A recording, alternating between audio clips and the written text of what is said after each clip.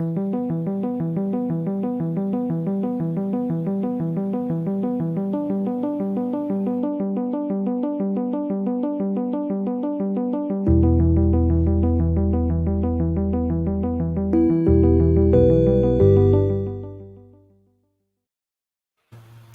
and welcome to Dash 28 Live. I'm your host, Mike Atkins, and today we'll be bringing you another Round 3 match from the It's Always Sunny in Pannithor Universal Battle Kings of War Tournament.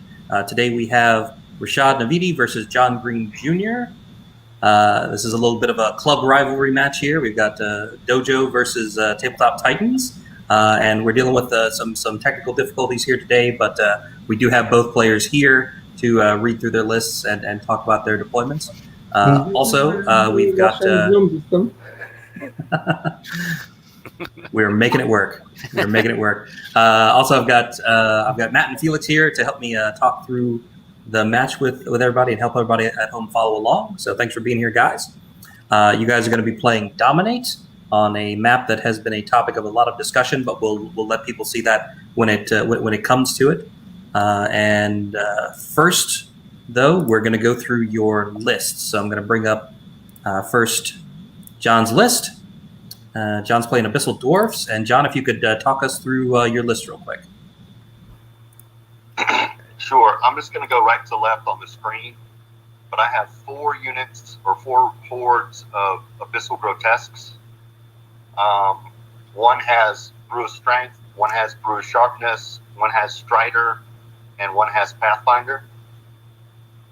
Then I have 2 Abyssal Half-Breed Champions. One of those has the Sanguinary Scripture, which gives the Life Leech. And then the other one has the Mournful Blade.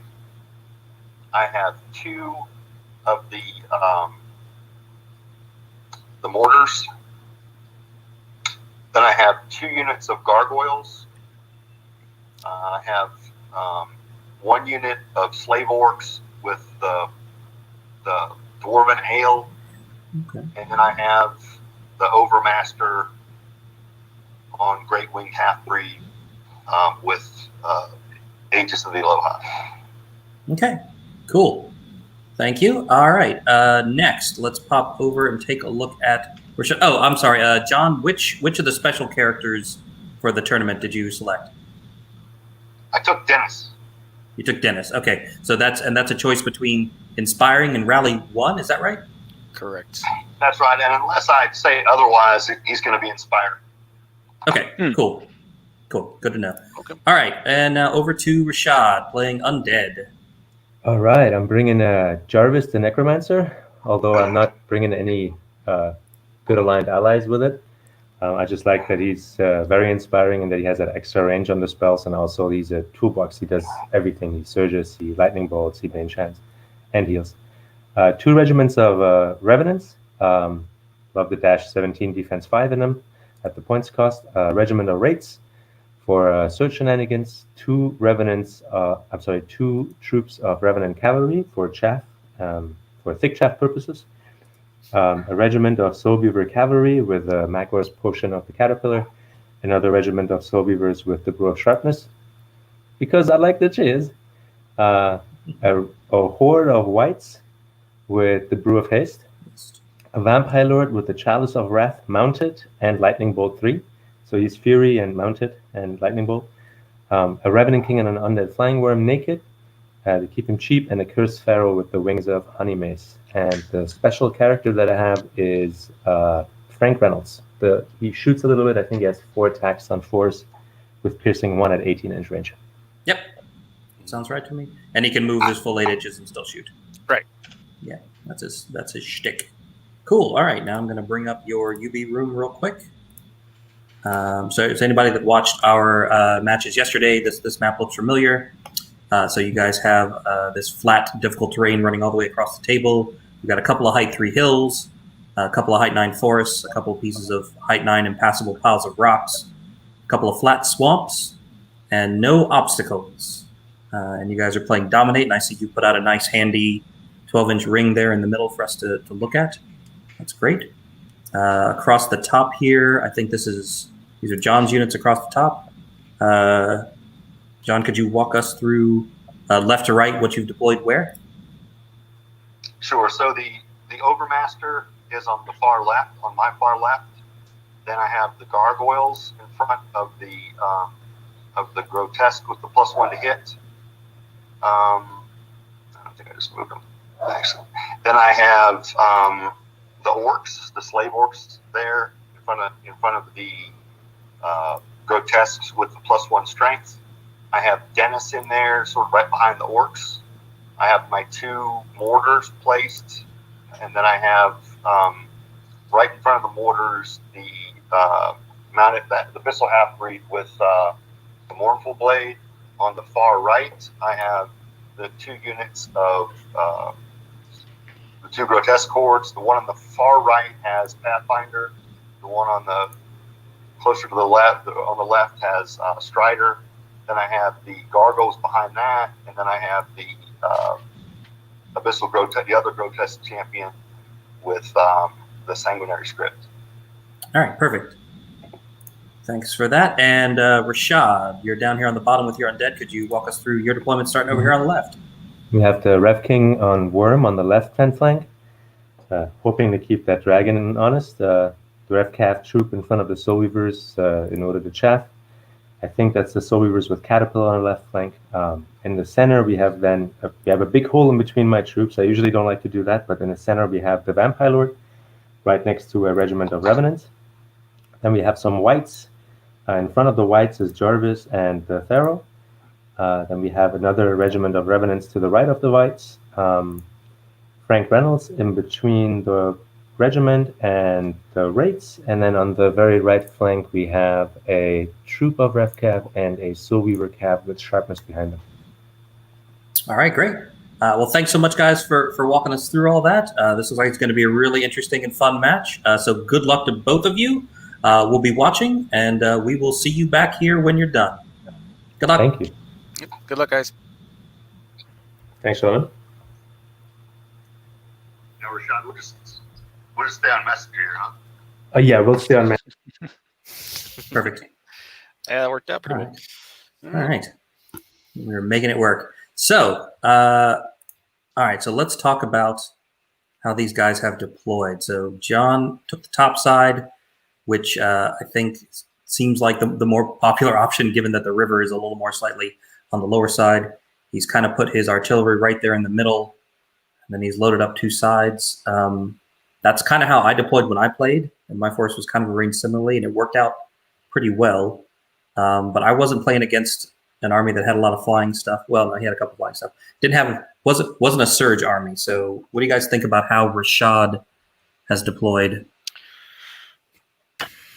on the bottom side of the river here? I mean, he's basically trying to make the best of a bad thing. I mean, he's trying to limit his ability to get shot at by those mortars, which John has elected to take the first turn. So he's going to start hitting or trying to hit those things with those mortars. So I don't hate it. Like I said, I definitely would have picked top had I had the option, as I'm sure Rashad would have. But yeah, I don't know. I mean, what do you think about it? Well, we talked about this a little before we started the stream, but one of my biggest things here for Rashad is going to be how quickly and efficiently he can pick up the Gargoyles. Because if he can pick up the Gargoyles, he narrows down a lot of John's options for chaff, meaning that he just has to send Grotesque Hordes in.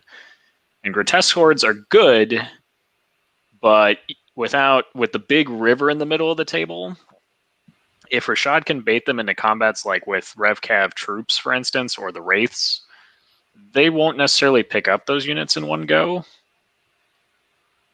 even with like Brutal and everything they've got. And then if he gets stuck, Grotesques are tough, but they don't like getting surge flanks. Right. So, and I think that's how Rashad potentially, like that's his win condition effectively in my mind, is he has to remove the chaff pieces in order to get John into a position where Rashad's just number of pieces can envelop John's army. The fact that John is split into 2 distinct combat groups here is definitely good for him. So where he has the units of grotesque in the upper right and then the 2 in the middle. That way he can't get completely trapped. He's not focusing everything in one section. He's got it split up, which I actually think is really good for him. However, the downside of doing that is that because you have less frontage, like he just has less stuff coming at Rashad. Mhm. If Rashad, I don't want to say Rashad has a speed advantage here because he doesn't. Right. But if he were to try and condense onto, say, John's left here before John's right can get in on the action, that would be a potential other way for Rashad to make up the difference here. All of this is, of course, assuming the mortars don't just start picking up things Right. Yeah. Right. on this first shooting phase, which they very well can. Yeah. If they start doing that, it's not. It doesn't look good if he's able to just pick those things up. But I definitely think he's trying to, divide the combats into 2 and see if he can take care of one flank and then the other. But Mhm. Do we know? So, go ahead. Does the Revenant King have Lightning Bolt as well? No, it does not. It's just a Dash 19 mini dragon. Yeah. No items, no nothing. right. Okay. So, what do we think John's first round target with the mortars is going to be? I think the whites are hidden behind the hill, so I don't think he can shoot at them. Yeah, that would have been my ideal choice. The thing is, I don't think those grotesques are fully up on the hill, so I think it's just the height 3. So I think that Revenant King could be a target as well if he's got the angle, at least If for you the can left see one. it. I don't think the right one can quite see him. Yeah. The left one definitely can. Right. Can the left one see the Soul Reavers in the bottom right? Yeah, it's an arc, and I think he should be able to draw line of sight to it around the building. Back, yeah. Yeah, that would be my first target, realistically. The right one might not be able to draw line of sight. Probably Oh not. shit! I grabbed that thing. My bad. I don't think he's getting 2 shots at any one unit unless it's the Wraiths, which is actually one of the best units for Rashad to have targeted. Right. Yeah. Because they could actually potentially not get guaranteed wounds Right. versus everything else where it's going to be like piercing 2 and vicious is a thing. Right. Yeah, so now that you're explaining it, yeah, I think that Soul Reaver Cab on the right would probably be a better target just to help clear up that flank, because really at that point, all Rashad's threats on that right flank are kind of gone for the most part. And they can just kind of sweep in, or sorry, other way because they're broadcasting. There you go. Sweep in down that way to to be able to take out the middle and just kind of set up in the dominate zone. So that is an Overmaster on a dragon, not a seer. So that's a real dragon. Right. Yeah. Yeah. The positioning there is also really good for that because realistically the Rev King on the worm is good. Like, don't get me wrong. Like, you don't want that on a flank, but it's not terrifying. Like, realistically, I'd actually almost try to bait Rashad out by giving a free flank with some. Right. That hits on 4s, right? Yeah, it only hits on 4s. So realistically, you're getting maybe 10 hits, 9 wounds probably. Right. Like, that's not a guaranteed kill by any stretch, especially because the rallying's in that area, right? Well, he's doing inspiring, but yeah. Oh, okay. I mean, either way. And then those things, do they have Fury? I forgot. Which I don't one? think they do. No, they don't. They don't have Fury. So that would be the one downside is if he gets a waiver, which with 9, that's realistically within that range. What unit? If he were to bait the Revenant King into flanking one of the grotesque hordes. Yeah. Yeah, grotesque don't have it native, if I remember correctly. And it looks like he is going to shoot one of the mortars at the Rev King, it looks like. Yep. Maybe he's probably just going to do debating whether or not shots. he can, in fact, see it real quick. He should be able to. There's really nothing that would. So. He's a Titan, so yeah, height 6, even height 3 plus height 2 from the orcs still should be able to see it. Yep. And they do not care about cover. Yep. Yeah, the right one's the question. He probably wants a target he can hit with both. He's and I don't think. I don't think he's quite got arc on him. Oh, I mean, even if he shoots the Soul Reavers in the bottom left too, that's not a bad option. I think he might be able to take. He's trying to take out the Rev Cav troop. Yeah, he can't see the Soul Reavers for the Rev Oh yeah, Cav. that's fair. Yeah, because the Rev Cav are right in front of it. Derp. Yeah. Yeah, no. If he, I don't know that he wants to shoot the Rev Cav though. I don't. Like, I guess it's picking up chaff, but like that unit can soak a mortar shot. Like that's the whole point. That's exactly what Rashad would like him to shoot. Mm-hmm.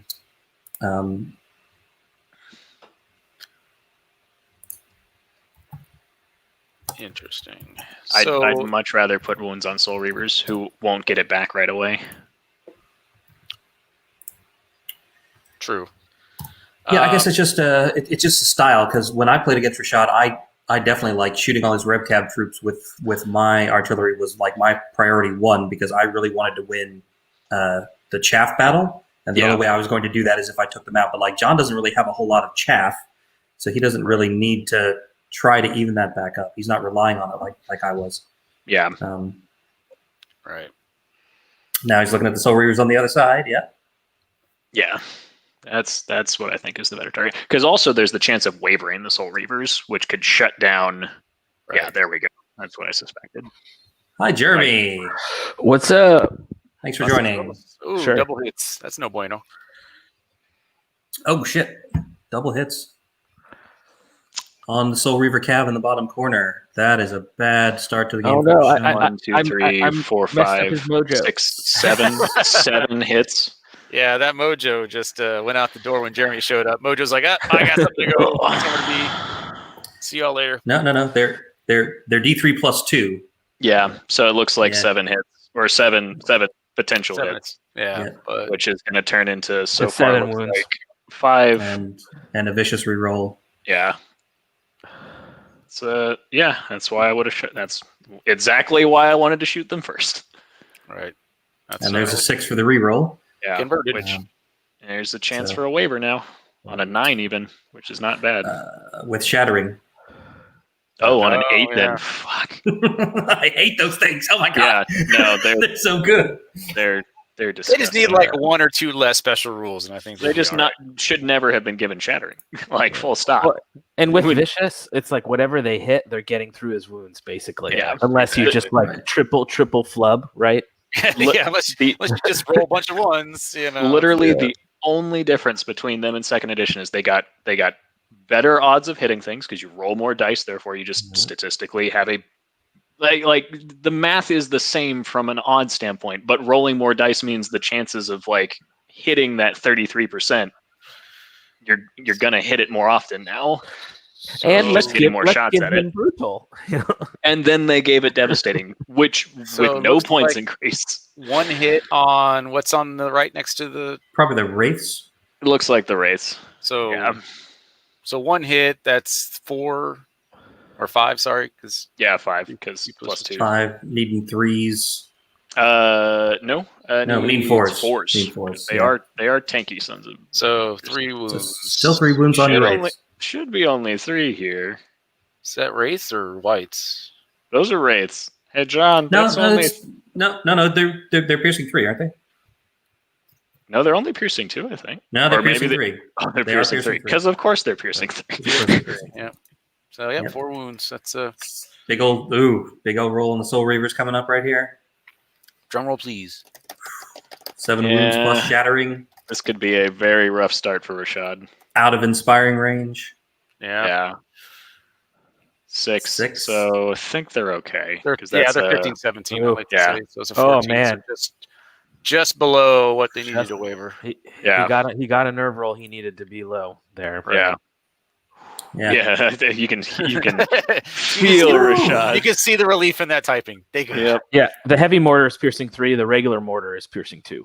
Got it.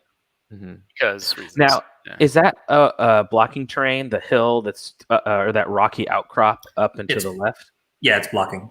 Okay, well at least he's going to be able to hide somewhat behind that this next turn, right? Right. He just needed to weather that first round of shooting to be able to start getting them in a position. But now the problem is they're down on the wounds thing. Well, I mean, Jarvis can heal him up a little bit. And Life Leech 2 is a thing too, right? Once if he can get into combat. Right. Yeah. The 4 damage on the Wraiths is not too shabby. That's what, man, those mortars, if you just go off on them early in the game, it is Yeah. just I mean, 3 hits out of really 4 dice. tough. That's not bad. Yeah. Rashad is lucky he was able to place it so he couldn't get one mortar. He couldn't get 2 mortars on one target. Or else And that's really what you try to Yeah. do, right? Just try to deploy in a way that he can't bring all war machines to bear on one pivotal target, you know? Yeah, because you can imagine that would have been 11. That would have been 7. That would Oh, have been they're dead. That would have Toast. been dead Sword Reaver Cav. Yeah.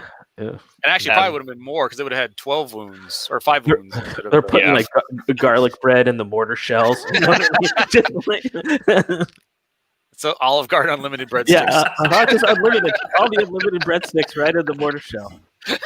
Oh man. So I missed the first part. Is that just like flat difficult like the whole way across? It's Yep. flat difficult all the way across. Yeah, interesting. Yeah. If anything, maybe Rashad. Man, I'm just trying to think of how Rashad engages that center cluster because he's not going into the right. There's no way he does not win that straight up fight. Right. Especially after that beating the mortars just gave him. Yeah. If he came in fresh, maybe, but even then, that's a monumental upward task. And John's half-breed champion with a mournful blade, like that gives him duelist. So he's literally Yeah. just the goalie. Anybody that tries to come at the mortars are going to get intercepted. Right. He still needs to. If he picks off the gargoyles on the left here, man. See, Sorry. the issue here is that so with these Rev Cav and the way they're positioned, like I like what he's trying to do. He's trying to bait out something to cross the river on the left, but John doesn't have to move. John Right. can literally stand right where he is. He's got mortars. Yeah, and just keep on shooting things. And he's already got his inevitably- slaver cord scoring. Right. Yeah. And here's the thing: even if John wanted to cross the river to fight these Rev Cav, like he can just ignore them basically. Mm-hmm. Like he can just walk forward a little bit, and then he's not getting any double charges with the Soul Reavers because they're not tall enough to see anything. Right. Yeah, that's the thing about shooting, especially with war engines, is that it really accelerates your opponent's timeline because it's like crap. I only have, I'm already down almost half strength on my Soul Reaver Cav on the right. I got to do something with them. Yeah.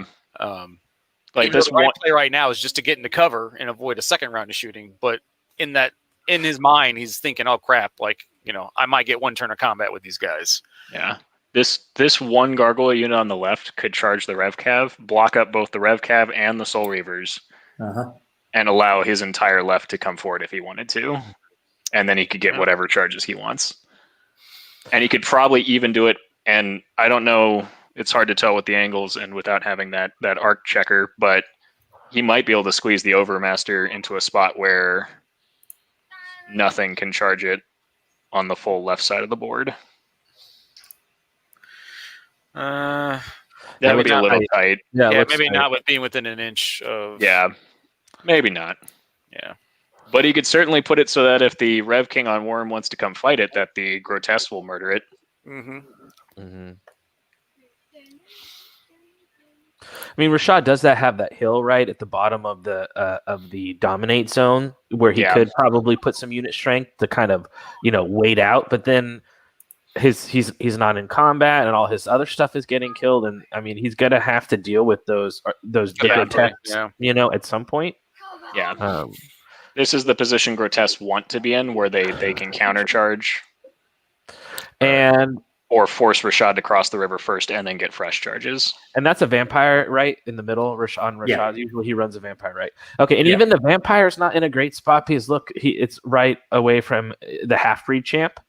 So it's not like he can even get the vampire into the mortars or to someplace effective. He's just kind of sitting there. I guess he's just going to try to pick up. He could try and snipe Dennis, but that's about it. If there was or if he does put the Overmaster or the half-breed champ in a spot where Rashad can charge him and then be out of arc of something, I mean, that's not bad. I mean, the vampire is a character shredder. Sure is. Right. But right now, because she's got Lightning Bolt 3 down there, because right now Dennis is the only thing inspiring anything on that flank.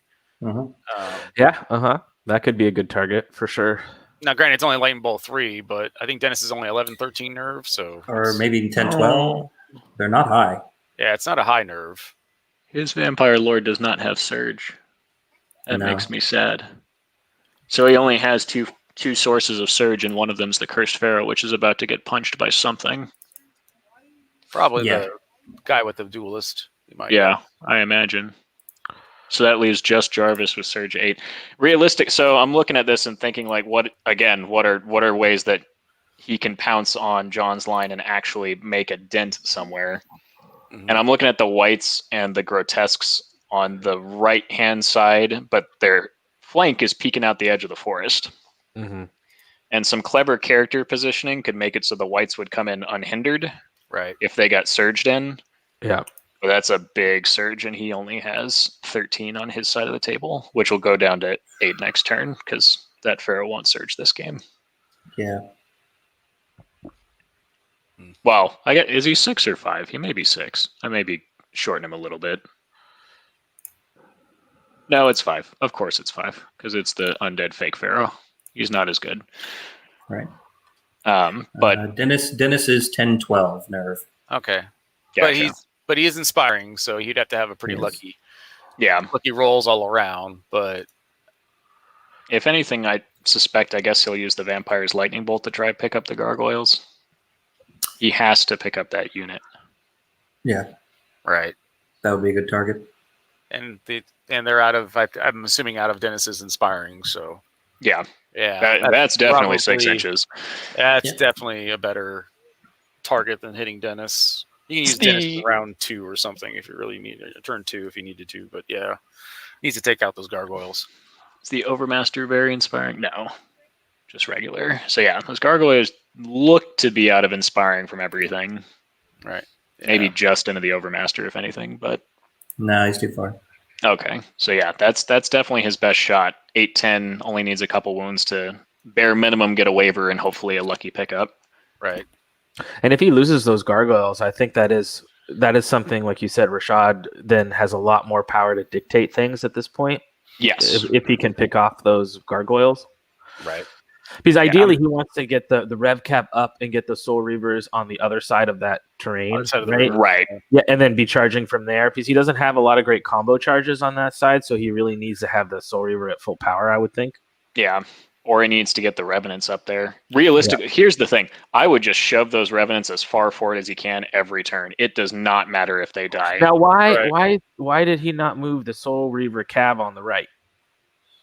I think he's still... Oh, no, I guess he is on the shooting. Maybe. I mean... Yeah, so this is going to be Frank shooting at the gargoyles in the forest over on the right side? Yeah. I'm not sure why. Oh, no, I'm sorry. That's Jarvis healing the Soul Reavers. Okay. Yeah, there we go. But I definitely would have hunted the Soul Reavers a little bit further forward. Right. Because all he takes is one more turn of shooting like that and they go. Yeah. I mean, it seems like to me you could just move up just even a smidge and you might be able to get out of... You should be able to get out of the right side mortar for sure, yeah. Yeah, exactly. Right. I mean, he might be out of the right side mortar right now, but I think the left ones can still see. Yeah. I mean, I don't think he can get out of both is the issue, not without exposing himself. Sure. And sometimes watching a game, those angles are hard to see, right? Yeah.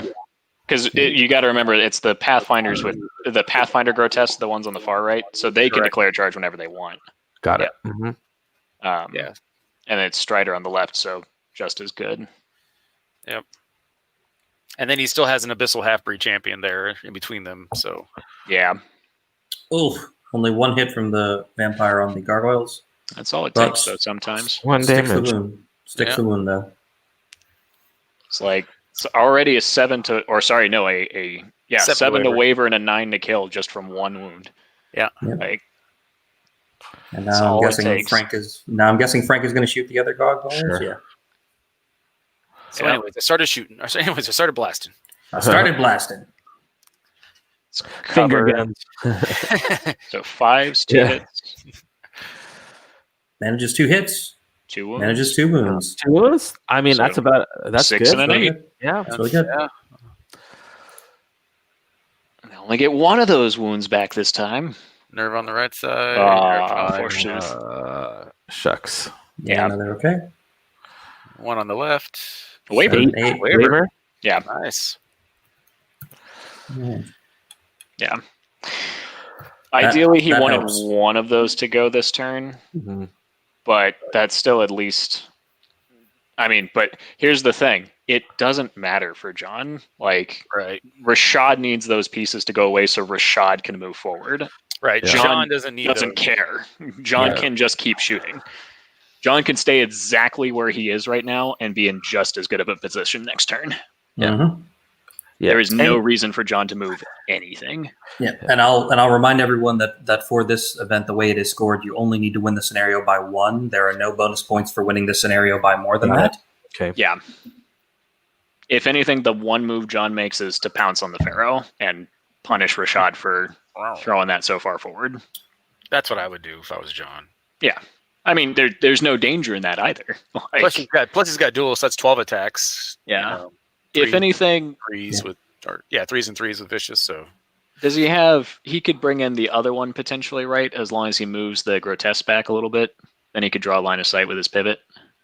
They'd have to move up or backwards. Yeah, they'd have to get out of the way. Yeah, because the only danger to that would be the whites jumping over and surging into the grotesque champions after the fact. Abyssal half-breed champions. Yeah, the half-breed champions. Yeah. Because then he could pop both at the same time, which would be nasty. And put them in a pretty decent position to where they could turn and start flanking something. No, it's John's 2, so. But even then, that looks like, judging by the ruler that they've got out right now, 7 inches forward plus, I mean, he would still need a really big surge.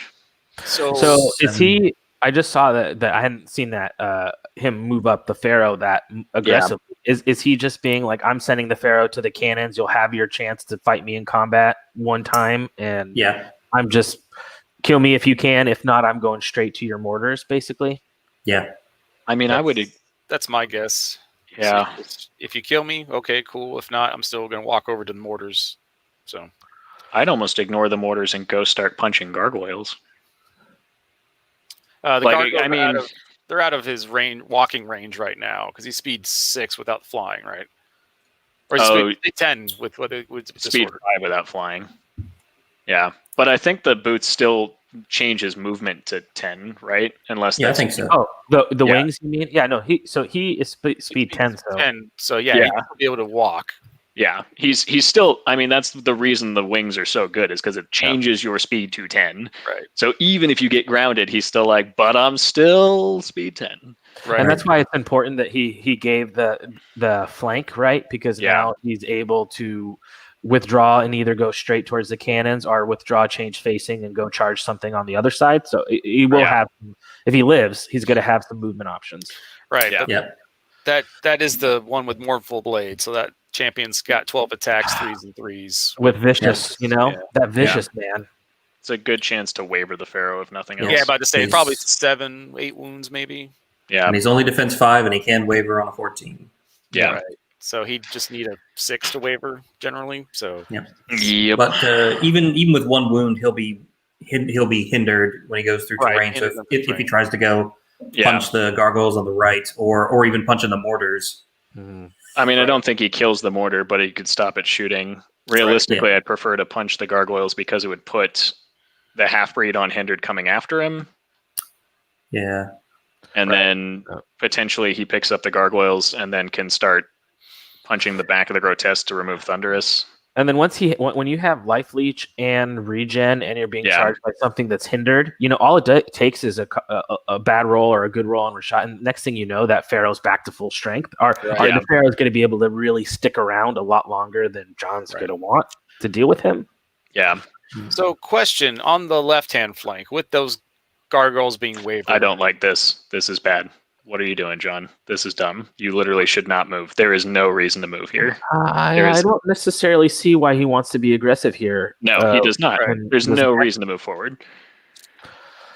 So I'm kind of curious, what do you do with those gargoyles being wavered? Do you just shuffle them 5 inches to the left and then just kind of proceed as normal, or you just stay put? Because, like we said, he doesn't need those gargoyles. I think you don't want to give unhindered charges to anything Rashad's got either. So he could bait Rashad out a little bit by putting him to the left, and that would... Well, see, the thing is, he doesn't want the RevCav troop to be able to sneak in a charge on the Grotesque Horde, right? That would be the one way that Rashad could engage there. And again, all this movement that he's doing right now, I think, is completely unnecessary and bad. He was perfect where he was. This is, I think, John overthinking things.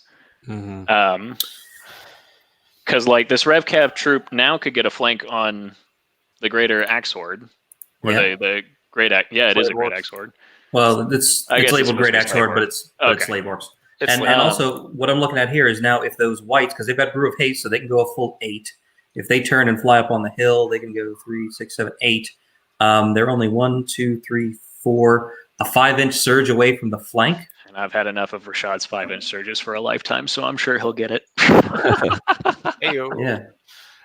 Yeah, because right now, the way I'm looking at it, the Slave Orcs are just there to be 3 unit strength in the middle. Like, I don't really see them doing much of anything. See, the only thing here, because now, I mean, it's still not a great position for Rashad to engage into, but I think that does he give a flank to the Soul Reavers for the Slave Orcs at all? Oh, it looks close. Really close. Yeah, it looks I'm sure that they agreed not to, because there's no way. Looks like a front to me. Just that has to be like an intention. My guess is they guess that because that's pretty big. Yeah, because that's enough. Right, because even hindered, that's a lot of damage coming through. Yeah, with the vampire, and he could throw the dragon in. Yeah. This is the one thing. So, like, John needs to move the dragon if he's going to do this play, because now the White King could actually go fight and stall up John's much better dragon. Like, man, I don't like that move at all. I don't like this, because now the RevCav troop could come into the gargoyles unhindered, and like, oh no, the Grotesque turn and kill the RevCav, but the Soul Reavers will then murder a Grotesque unit. Exactly. Yeah, you just throw the RevCav up, start and just basically get on the other side of the river. That way your next charge is unhindered. Yeah, like I don't like this. He was so perfect. And, I mean, I think one benefit is he could just be saying, I hope you charge and kill my Slave Oak Horde, because then my Grotesques off the hills are going to charge and kill, murderize anything that you bring in. But maybe he's worried about, I guess he's overly worried about losing the gargoyles here, but like... Maybe. I think a key for his flank is going to be what does he do with that winged ancient overmaster. I think that's going to really dictate what Rashad has as far as can he hide his dragon someplace. Where is that? That's going to be a really interesting piece to see how he moves that. See, this is where I like chariot bases, because you can do dumb things with that and bait out these dragon type characters and then get around them, and then it's just, well, you're facing the board edge and doing nothing for a turn, and I don't have to fight you anyway. But yeah, that's the right call there, because now it's effectively the same thing. He'll force him to grind out there for the rest of the game, and John's dragon will win in the long run, which I still think is actually a win for Rashad realistically, because I think the amount of time that will take. Right. Yeah, I mean, I don't think it's horrible, because then it locks down a flying threat that Rashad doesn't really have a lot of tools to deal with on that side of the board, right? Right. So I'm with you. I don't hate that either. So pulling back those flying elements, I think it's just to keep them out of the charge of the RevCav, is it? Yeah, but now the RevCav, can they get into the Grotesques on the hill? No. Yes. 9, 12, 15, 16. No, they're just out. They're just okay. They're That's just the out. only way that works. By just a smidge. Yeah. I mean, I guess Rashad takes one more turn of lightning bolts and hopes that he picks up the gargoyles, which looks like they did not roll their regen, and then uses that to move the RevCav forward the half-inch that he can, and just keep John slowly going toward the center. Man, not having any luck on 4 pre-gen. But isn't that like, the scenario? Yeah, no, exactly. Like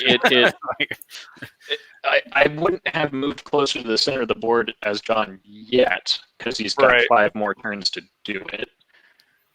Doing that actually gives a little bit more maneuver room for Rashad here, who wants to be able to slowly force John into the center so he can basically get all the flanks in the world. Exactly. Yeah, because if John rotates to the center, all of a sudden now Rashad can threaten with his speed and surge from just envelop. Yeah. He can go from the left and his middle, whereas if he was over a little bit more, his middle really has no effective threatening on the center of the board. John had these 2 great combat blocks, which just projected threat so perfectly that Rashad couldn't envelop anything because he would have to fight the blocks first. Yeah. Right. Now Rashad has wiggle room on the left to where he potentially could swing around. And John had him outshot and came out firing so hot in the first round. Like, I think if I were him, I would have pretty much stayed put and just kept blasting and made Rashad commit to a bad combat. Yeah. Well, at least, as bad as that first round of shooting was, Rashad's units are still alive. So in that respect, it's a win. Sure. They could have just as easily picked up those Soul Reaver Cav or picked up those those whites. So I guess the question is, how's the shooting going to look this turn? Well, and that's some of the non-strategy strategy, where it's like part of her strategy is I'm going to make John roll bad on his war machines. You know what I mean? Some of that's just an element of the game that you're just not going to know until it happens. Right. But like I said, him not losing those units turn 1 is good, because John, if he's going to have to shoot, he's going to have to shoot them again. He has to spend another round of shooting to take out something that, could have realistically taken off round 1. So now he's got to take it off round 2. I don't like this either. I think this is okay for Rashad because the gargoyles aren't going to kill the Rev Cav. That Rev Cav win that grind, and then they actually probably kill the gargoyles. Right. Yeah, and then the grotesques then are still charging the Rev Cav. You know what I mean? So either way, I think that's okay for Rashad because he's going to win that. He should win that chaff battle. In fact, if anything, if Rashad plays it right, he could then open up flanks with the wraiths too, with some surge, which is just all sorts of bad. Like I don't. Again, John's playing way too aggressive here in my mind. There's no need for this. He has 5 more fucking turns. Just take it down a notch. Slow down. You have the shooting advantage. Maybe he's thinking, I'm just going to try to fight this battle in the bottom right-hand corner of the board for as long as possible when I know I have deny my opponent's options to get in the middle. Maybe that could be part of the strategy. So and he is taking the charge on Frank with his half-breed champion, which I think is probably fine. Yeah, because if he kills that guy, he's worth a tournament point. Right, and he's hindered. He's hindered, but it's 6 attacks on 3s or 4. Sorry, so he's gonna put a couple wounds on him. At least shut down the shooting. And it turns off Rashad's offensive shooting. Yeah, it also makes the wraiths have to deal with that. Does Frank have any combat ability, or is he just like a shooting character? He's pretty much just shooting. Okay. He only has 1 attack on a 5. And he's defense 4 at 11-13. Right. Yeah. So, like you said, he either picks up a tournament point or at the least shuts down shooting. So, yeah, but now I would not move this grotesque cord to be charged by the Revenant. Okay, Revenant Regiment. I don't know why you would. So he moved that back. What? I'm still just. I don't like this forward movement. There's no need for it. It just gives Rashad more options. With just the power of your shooting, it seems like to me, maybe turn 3, turn 4, you get a little aggressive, but I don't mind the first couple of turns to just being like, come at me, bro, because I'm going to shoot you. Right. That's the whole advantage of having that long range battery is just that you can start dictating how the flow of the game goes. I'm going to shoot you. You don't have the firepower. It's going to work. Yeah. Right. They have Rashad has to take initiative. Like John starts the game with initiative. Like just from a strategic standpoint, John dictates the flow. You're going to come to me. Yep. And Rashad has to. He has no other choice. He's not going to win a shooting battle against 2 Angor Great Mortars. John's had the initiative since even before the game started because he won deployment. I mean, that's an extra bonus. So, I mean, John has Right. dictated the flow of this battle all through turn 2 so far, from pre-deployment to deployment to turn 2. It's all been John dictating everything, and so Right. it's like, I mean, what, and what does Rashad do to gain back that momentum? Exactly. And I think right now, the way John is playing is he's giving Rashad opportunities to take back that momentum that he did not have to give him.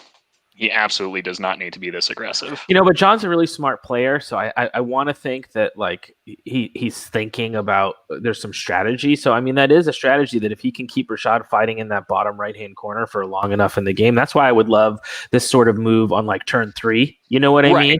Because then there's only a handful of turns left, and there's no way Rashad's getting unit strength from that bottom corner back into the middle. But yeah, turn 2, that's like way early. Yeah, I'm not disagreeing that he should inevitably punch on him and keep him from the center. Sure. What I'm saying is he doesn't have to do that for another 2 turns. Got it. Sure. And it looks like the mortars have come up empty here in turn 2, so That's that's what Rashad needed for sure. That's definitely what Rashad needed. Every Rashad turn needed, but maybe John pushing forward in this round isn't going to look so bad another 2 turns if the mortars just don't hit anymore. The mortars do that for another couple turns, then this does help. Okay. Rev Kev on Gargoyle. Chaff on Chaff. Let me introduce you to the thick chaff. Gargoyle is just gonna sit there and laugh. Flubberize it. It's what, 9 attacks on 4s or something like that? 8. I guess it's 10. You should get maybe 1 or 2 damage. Yeah. So 10 attacks, 4s and 5s. Yeah. They're vicious. With vicious 2 wounds. Yeah, so that's about right. As much as you would hope for, I think. Yeah. So on a 12. Takes away Thunderous at least. Oh, 12 once would suck right now. Right. Yeah, that would be pretty good. Okay. They're good. Okay. Yeah, they're fine. Yeah. RevCav doing what RevCav do. Sure. Not dying. Got it. Aren't they the same points as that unit too? Just to put things in perspective. No. RevCav are like Gargoyles 35 85. points. Or 30 points more expensive, I'd like to say. 105. 105 20. versus 85? Yeah, 85. 85. So Okay. 20 points more expensive, so. 20 points more expensive. I guess that's fair. You know what? And he has some interesting options here about that counter charge as far as like what he wants to do. If he wants to, back up and then move sideways, or so I'm going to be curious to see what he does on that side. Yeah. Realistically, the RevCav may not. Well, he didn't get either region, so the RevCav should be able to pick it up in 1 counter charge. Yeah, that's true. You're looking at 2 wounds anyway. I was just trying to think of is there a creative way to get that tick a life leech this turn, but still block them being charged next turn? To prevent the grotesque getting in, you mean? Yeah, a way to get the Soul Reavers in to do some damage, and then back up after the combat so that there's no room for them to fit. Did John give a charge to the Wraiths? To the center well, I don't want to call it the center one, but this grotesque unit on the right-hand combat group on the left-hand side. So the Wraiths are speed 7 now, right? So they can charge 14. The Wraiths can charge definitely the one in the woods. Right. The question is, can they see the one on the right, like their back right tail end? Yeah. Like past that, but it looks like he might. I think they probably can. And is that a flank? No, it's not a flank. It'll be in the front. Okay. I would still... I Yeah. would take the front on the grotesque horde with Strider if I was going to take one or the other. Because, you take away their Thunderous and those guys are hitting on 4s against defense 6. I mean, that's going to unit will be able to sit there for a while. Yeah. And Jarvis could potentially heal them. Yeah. Plug things up. Yeah, so I think he definitely engages with those Wraiths on one of them next turn. Yeah. Yep. All right. So this is the half-breed champ with the duelist against the Flying Pharaoh. This is an important combat. Got 8 hits. That's going to be 6 wounds and 1 vicious roll, I think. This is with Duelist? With duelist, yeah. Yeah, with Duelist. So he has more attacks, right? No, It was 12. Yeah. 12 attacks, got 8 hits. Oh, right. I'm looking at the 8 and it was just like, already got the wounds. Okay. So yeah, he did 6. That was about expected. But he's got 1 vicious roll coming. And he wounds 7. on 3s, I think. Wounds on 3s because those guys are crush 2. Yeah, crush 2. Half-breed champs. So I guess he's not going to roll the vicious. Reason? 6 and 6 is 12. Well, either way. Yeah, he's fine. Yeah, even if he picks up the vicious wound Right. He's still fine. He's Still won't get a waiver. Right.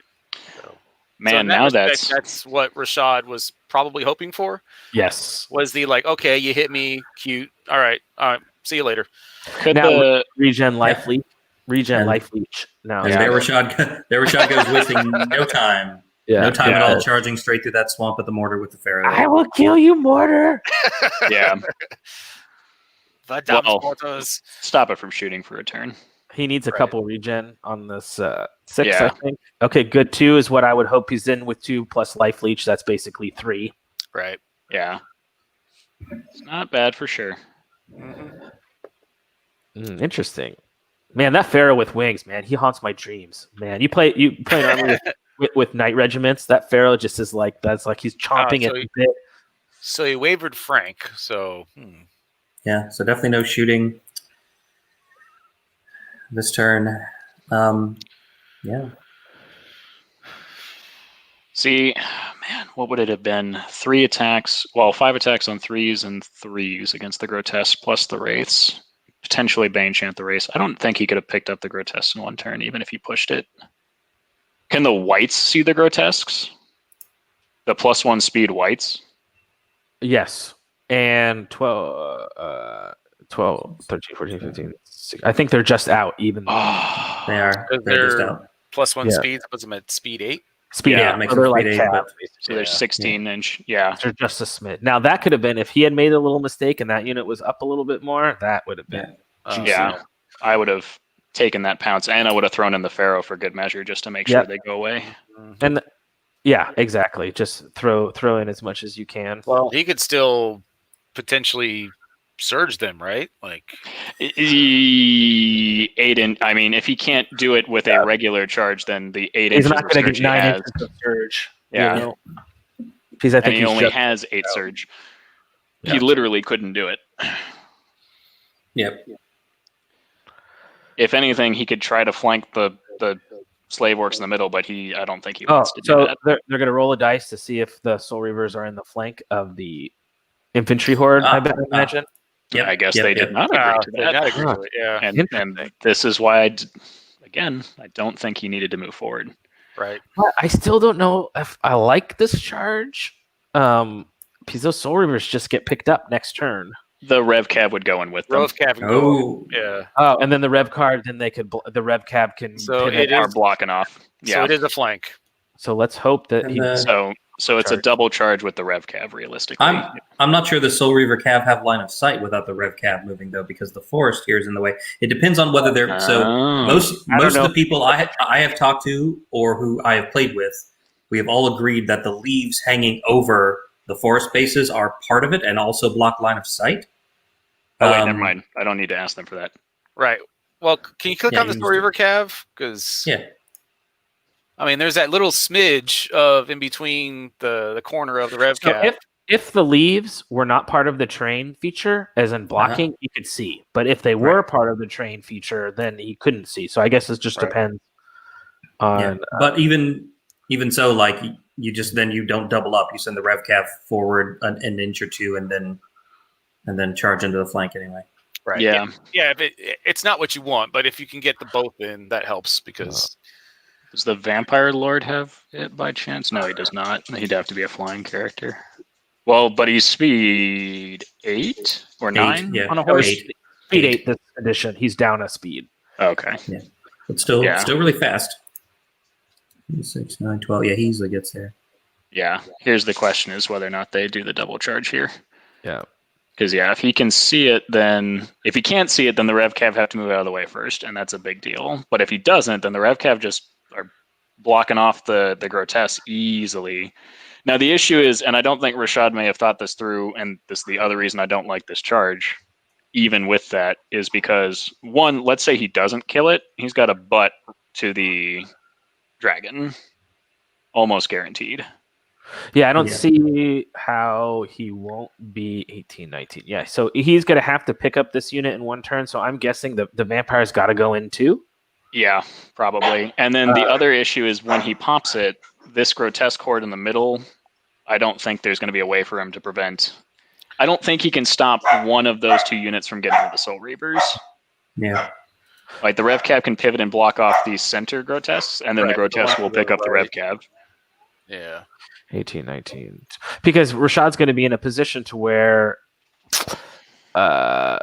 he may either have to move forward with the Soul. I mean, he can't leave the dragon in the rear of that Soul Reverse, right? So it's like if he moves forward, he maybe is giving a flank, or if he doesn't. So it's going to be the combat reform is going to be huge. If they do pick that up, that vampire on horseback is mighty. Yeah. So that is another component. Yeah, you're right. What do you guys think about his the he dragon needs to move the wraiths up on the gargoyle unit? I think if he doesn't pick it up, he's also in trouble. But I think basically Rashad needs all these charges to go off perfectly, and if they don't, then John can capitalize on it. I think if he kills those gargoyles with the Revenant King, I think that king is going to be in a really nice spot because he'll be able absolutely. to pivot. He's out of arc. He'll have so many options. So he just has to turn to the right, and he will ruin John's days. Yep. These wraiths need to walk forward, but they also need to be very careful about how they do it at this point, because in order to secure this, he needs to put the wraiths in a position to where they can actually contribute. He probably needs to bare minimum have them touch the hill. If anything, I would have actually... The whites, you mean? Yeah, sorry, the whites. Wraiths and whites are my two favorite things to get confused. So if he puts the wraiths into these grotesques with Strider, which I think he absolutely has to do at this point, if he's gonna make this all in play, he needs to go all in with it. So I think he puts the wraiths into those Strider grotesques, which he should have reached for, and then these whites, if they can put the grotesque champion into their flank, so that way they can still move after getting punched. That then leaves them open to join and collapse on this left flank. And if he can pick up everything there while losing the bare minimum, at that point he can then... I mean, the Soul Reavers aren't going to go away unless they get mortared off, which is going to be a lot harder now. So what does he do? What's he do with this sort of mini combat on the right with the whites, the revenants, and Frank? Like, he puts the whites into, the wraiths into the grotesque with Strider. Like, he absolutely has to do that. Okay. Because that keeps that unit locked up and potentially buys him 2 turns. And then what does it do? Also, it does a lot of things, actually. Like this race and the Strider would be a good move regardless of everything else on the table, because it either forces the grotesque champions to deal with it, because if he doesn't, then no, stop it. I don't like this at all. God fucking damn it. No, don't like this at all. What's the range on the revenants? Because he could have... Just 10. So he can't get to the horde. He can't move the whites up now, because now these grotesques with Strider could potentially flank them. So that limits how far he can move these whites forward, and now he can't do what he needs to do with them. Yeah. But and it's so unnecessary because the Revenants can see the back corner of... And they would have been able to flank him. Yeah. Flank. I mean, they'd be able to hit him. But yeah, if he was wanting to put some damage on that character, he has another option to do that. Yeah. With and then if he charges the other unit with the wraiths, then those Rev Cab unit is protected. Yeah. The problem is he almost has to double charge that champion because they're hindered, the wraiths. So I mean, maybe he thinks he's going to pull. He wants to take the horde with Strider into the regiment and then charge with his white. Tell me you saw it, Rashad. Please tell me you saw it. Wraiths have Strider, so they don't have to worry about being hindered on the half. Yeah. That's this position right here, right in front of the Strider unit, is so good for them, because that also forces the grotesque horde with Pathfinder to not fuck around with them, because they will they will charge in. The grotesque, fingers crossed, don't kill them on the counter charge. The wraiths then just disengage, turn right, and flank the grotesque with Pathfinder. Like, there is so much good they could do there, and then the Revenants would follow up and follow up into the grotesque and keep them pinned for another turn. Well, no, because by then you've got the whites into their flank anyway, and you just take them out with the whites on the next turn. Yeah, but now if he moves the whites forward, he can't move too far forward, or else the grotesque get a charge anyway. It looks like he's trying to set up so he can prevent them from getting a flank on the whites when they walk forward, which is good. Except now the grotesque champion in the center can just walk forward and punch them and punch them out of the game. Yeah. Or take them out of participating in the left flank, which is where he needs them. Right.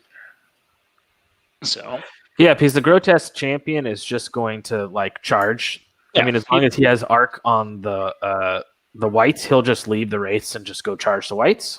yeah. Yeah, he's still. I do hope he spots that because again, I think it's just such a good play for him. Yeah, I don't know. He's already committed the wraiths into the half breed champ, so I think his mind has gone so far away from what we were thinking. Right. Yeah, because the Soul Reavers, like the Rev Cap punch the gargoyles out. Ideally, that's the best case scenario there. Yeah, I guess he's just. If he commits the wraiths fully to the right, then he's really counting on everything going well. Right.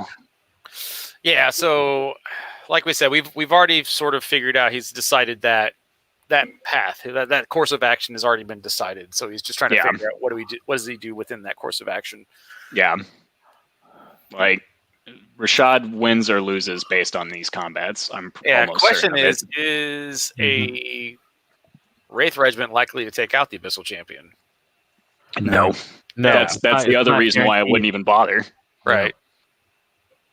Unless he goes in double, I don't even think double. I don't even think with Bane Chant. And the concern here is if he doesn't kill that, though, he might be giving a flank to the with the grotesques. The wraiths get flanked then, I believe. Yeah, unless, they do. Unless the little bit of the I think they would have enough without being on top of the. They would. They absolutely could get that if you just click on the Wraith unit, you can see there's there's enough room. Yeah. Which it looks like he's trying to stop with the Revenants, which I mean deny space. Yeah. Yeah, I mean they're good for it. It's just I think John could just back up too and be in still a good position as well. Like he doesn't have to win the right, he just has to win the left. And Rashad's position is a lot shakier on the left right now. I mean, the only thing Rashad can do here, if possible, is put the whites in a position so the half-breed charges their flank, right? Like how he had, positioned the mummy, the same sort of deal. Yeah. I mean, if he's going this route, he should just make it certain and put the whites into the half-breed champ and know that they're behind the screen of this Revenant unit and make sure you at least get rid of the half-breed champ. I mean, really, that's a really great... The only thing is, he would just have to move the skeletons first. Yeah. Yeah, I don't know why he doesn't do that, to be honest. Maybe he's thought so many permutations of this at this point. He's just like all worked up about it. I mean, I just don't like this commitment to the right because if John's smart, John will realize that's a losing fight at this point. Like he just doesn't have the numbers to play that game on that side with everything that Rashad has moved to the right. So he just backs up. He can let Rashad cross the river all day. He'll still win the grind fight. Yep. And both of his units there are Pathfinder and Strider, so he can just step back into the woods and wait and still pop out whenever he wants and hit him. Like what is the nerve on a Slave War Cord these days? 1921. 1921 +1 because no, he said he's inspiring, so he said he's inspiring, yeah. So Soul Reavers, I mean hindered but with a billion attacks. That's a 40. Oh, they're not hindered, sorry, they have Caterpillar. That does help. Yeah. Oh, okay. Yeah. So it's 40 attacks kill on it. threes and twos, probably. Yeah, so he'll kill it. Slave Orcs are defense 4, right? Yeah, they're 4 now. They used to be 5. Thank God they're 4 now. So Jarvis casts heal on Soul Reavers, so he's not going to try to surge the whites. Yeah, I think that's fine. So with them being Pathfinder, that's 3s and 2s before the attacks. So now I think he kills it, and then I mean the issue is still this grotesque horde with strength. Yeah, and I don't like that because now the half-breed champ that currently has wraiths in the flank can just disengage them and charge into the front of the whites next turn and ground them and be in their way. And that stops them from doing anything. Yeah. Yeah, and I mean, I think he's in the front now, even without disengaging and looking at his art. He just walk forward. He could just. Yeah. I mean, he'd want to disengage because it would stop him from being hindered. Well, those are a 12. That's a 12 for a nerve roll on the gargoyles. Well, that's good. I mean, he should have gotten 2 wounds there too, so that's about right. Yeah. They had a good chance of popping. Which is the other reason I thought that was just kind of a waste on John's part of moving forward so fast. Right. Because now John, John should back the fuck up here. Don't engage those rev cav. That is the last thing you want to do. Yeah, I mean, what I would do post combat, I would just push up those rev cav as much as possible, just to, Yeah, I mean, they should move forward D6, and then just because he either is going to charge with them next turn, or anything John throws into them, Rashad doesn't care because he has Sharpness Soul Reavers behind. So and just throw them up, force him to engage those rev cav, and if they destroy the rev cav, if not, all right, cool, he goes in anyway with Soul Reaver cav. That's their job. Because the grotesques are taller, they're height 4, so he can see them over it. Yeah. So I wouldn't move the rev cav up because I would want to make sure that impassable terrain doesn't get in the way of a double charge. Yeah. That's true. Yeah. Good point. You can see the grotesques. Yeah, you don't need to. And because they're in theory perfectly even on the grotesque front. Which way they go. Yep. So he shoves the rev cav to the left and the Soul Reavers to the right to keep them unhindered. Right. All right, here's the Flying Pharaoh hindered, trying to beat up a mortar. 15 on 4s and 3s. That's nice. 8 hits. Okay. That's good. It's a good start. 4. And 4. Yeah. It's not a likely kill, but still, it's not shooting. So stopping at shooting is important right now. Yeah. I think realistically, I mean, with the way I'm going to make fun of John later for moving forward when he didn't need to. That's a 12, so wavered, whatever. Is it? No, it's only a. Yeah, it's not even wavered, but it doesn't matter because he's not shooting. Sorry, he did 5. He did 4 damage. 4, so so that's an 8 and it's 10-12. Yeah, because they're better nerve. Right. Yeah. But whatever. That's not what Rashad was needing. He just needed to not be shooting. Yeah. It achieved the same goal. Yep. Although it would have been better had it died, because Yeah. Then it goes after the next one, the next turn, but now he's giving John that he has to figure out what he's going to do with that Abyssal Half-Breed champion. Yep. Does he want to start chasing through hinder train the Pharaoh all day long? I think he has to. I think so, right? John's win condition has changed from he could have just sat back and shot a couple turns to now he has to sit back and shoot a couple turns. Exactly. Get back across the river where you were safe and start shooting. So here's the Slave Orc combat. So everything's hindered except for Rev Cav, if I remember correctly. So the vampire hit on 4s. It's still 5 hits out of vamp. Oof. And 4 wounds. Yeah. Good start. Yeah. It's not a bad start at all. Yeah. You also get a bonus tournament point if you kill more individuals than your opponent. So hunting down the Pharaoh and killing him with your duelist character does have some merit. I mean, those are Jarvis healed the Soul Reavers. Right? Yeah. So that unit should be toast. Why did John only put down 2 wounds? Oh, that was the Rev Calf. The vampire has 7 attacks, I believe. So okay. Yeah. Oh, you're right. But it would have been 16 attacks, right? Yeah, because they're in the... Yeah. No, you're right. You're right. Oh yeah, Rashad forgot to roll his flank attacks for the Silver Cav troop. But he remembered to roll it for the actual Soul Reaver for the unit that mattered. Yeah. Right. For the 19 wounds. I mean, that's already on Snakes, so yeah, just pick up the unit, guys. I'm just waiting for the reform here because that matters a lot. That's going to be the thing. What do we do for reform? I don't think the Soul Reavers can get out of the Arc of the Dragon. Do you think I kind of feel like I would have done the Rev King first to make sure he killed the gargoyle and make sure he had the reform before. Absolutely. I figured I had to do these. No, I agree with vampire. That. Vampire has a bunch of wounds. Doesn't matter. Just roll the nerve, guys. There we go. Once, twice. There we go. Okay. All right. Not snakes. Okay. Yeah. So, like we said, this is the important one. What is the range? Can you click on the Overmaster on the Winged Half-Breed? He's definitely got range to it.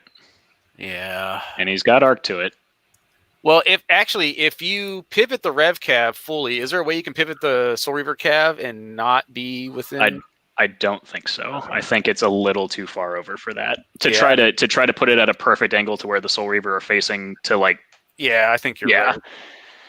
If not, then it'd be very close here. He moves the vampire up now, then I guess. Yeah, I would shove that vampire up as far as I could just to block that flank from the strength grotesques. Right, which that vampire's maybe dead, but that Steve Soul Reaver Cav from getting hit. You got to push it way up to make sure they don't get him on the overrun, because they'll still have to pivot to hit him probably. See, here's the other thing, though. See, I don't like this reform either. Like, this is the danger with overcommitting like this, is now the dragon can just ignore the Soul Reavers. Like, if he really wanted to, he could just fly away. Mm-hmm. And now the Soul Reavers are facing the wrong direction. Right.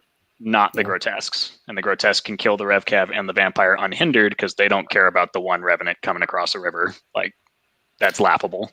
And that's what that's doing. I mean, he killed an almost like a chaff piece in a way, right? For certain. That's how one of his hammers. That's what Aaron Chapman used them for. Was just massive. I mean, Aaron used them as screens. Right, massive chaff. It's just here you go. Here's terrain denial. The ultimate in thick chaff. Right. Yeah. So all they were was terrain denial. You just can't get where these massive blocks of infantry are. Yeah. And so, realistic. I think the smart play here is if those gargoyles fucking survive, that's also a disaster. What we were worrying about. It looks like they at least go away, which is a good thing. Oh man, I still don't think that's like critical though, because I think the grotesques still pick up the Rev Cav and the vampire in one shot here. Probably. And the dragon just has to stay out of charge range of the Soul Reapers. That's all he has to do. Yeah, it does give him an option if he does want to charge and kill that other war machine and then reface to face the center. I mean, the dragon does have a couple of options on what he can do next turn. Sure. But I'm with you. I don't love the reform. There's no good way that Soul Reaver Cav had to reform after that combat. Yeah. This is why I wanted so this comes back to why I would have preferred to have the whites facing the left. Because now instead of losing the Rev Cav and then the Soul Reavers and the vampire, he can't do that. He can't charge both the vampire and the Rev Cav unhindered if the whites are threatening that flank. Abyssal Half-Breed Champion's okay. And winning the right side means nothing scenario wise, really. I mean, if you end up winning the right size and you're out of you're gonna have to get back to the bubble. Whereas if he wins that hill, he's there. He's in the scoring zone. Yep. Right. All right. So what does John do? Top of turn 3. I mean, he doesn't want to absolutely give up on either flank because it's still turn 3. But what does John do? Does his grotesque champion in the center have charge on the Soul Reaver Cav on the left? 6, 9, 12. Out of range, looks like. Out of range by a couple of inches, yeah. Oh, okay. Just out of curiosity. Does he, though? Because isn't he speed 8? I think you know. Yeah, I'm on 16 here. Oh, okay. Yeah, he's 3, just 6, out. 9, 12, 15, 16. He can get the vampire if he wants. Right. Yeah, but he wants the grotesque to do that because the potential of overrunning. Yeah. And he wants to go punch the Pharaoh again anyway. Yeah. Like, realistically, the way the grotesque charge here, he may even be able to force it in such a way that the grotesque then overrun and hit the flank of the Soul Reavers. Right. Now the question is, or does he punch the whites with that guy just to keep them? The most direct route for the grotesque horde with strength would be just straight ahead to the. So I don't think the vampire is going to change facing at all, right? Right, but he's got Dennis right there. So if he slides Dennis over to the right, he can make a channel where he has the turn to miss Dennis to hit the vampire, and then the vampire will turn to him, and he can be looking at the flank. No, that's true. Yeah, and that would be if he could do some sort of play there to make it so that he can overrun into the flank. That's going to be. I definitely think with Dennis there, that's a possibility too. Yeah. That would be some pro level shit, but he's a dojo guy, so you kind of expect to see. I would hope that he knows how to pull that kind of shenanigan. Yeah. Because he pops the Rev Cav, which even then I think he doesn't even have to do any fancy reforming after that. Maybe a little bit with the grotesque. He could shuffle them to the left afterwards to keep out of the Soul Reavers.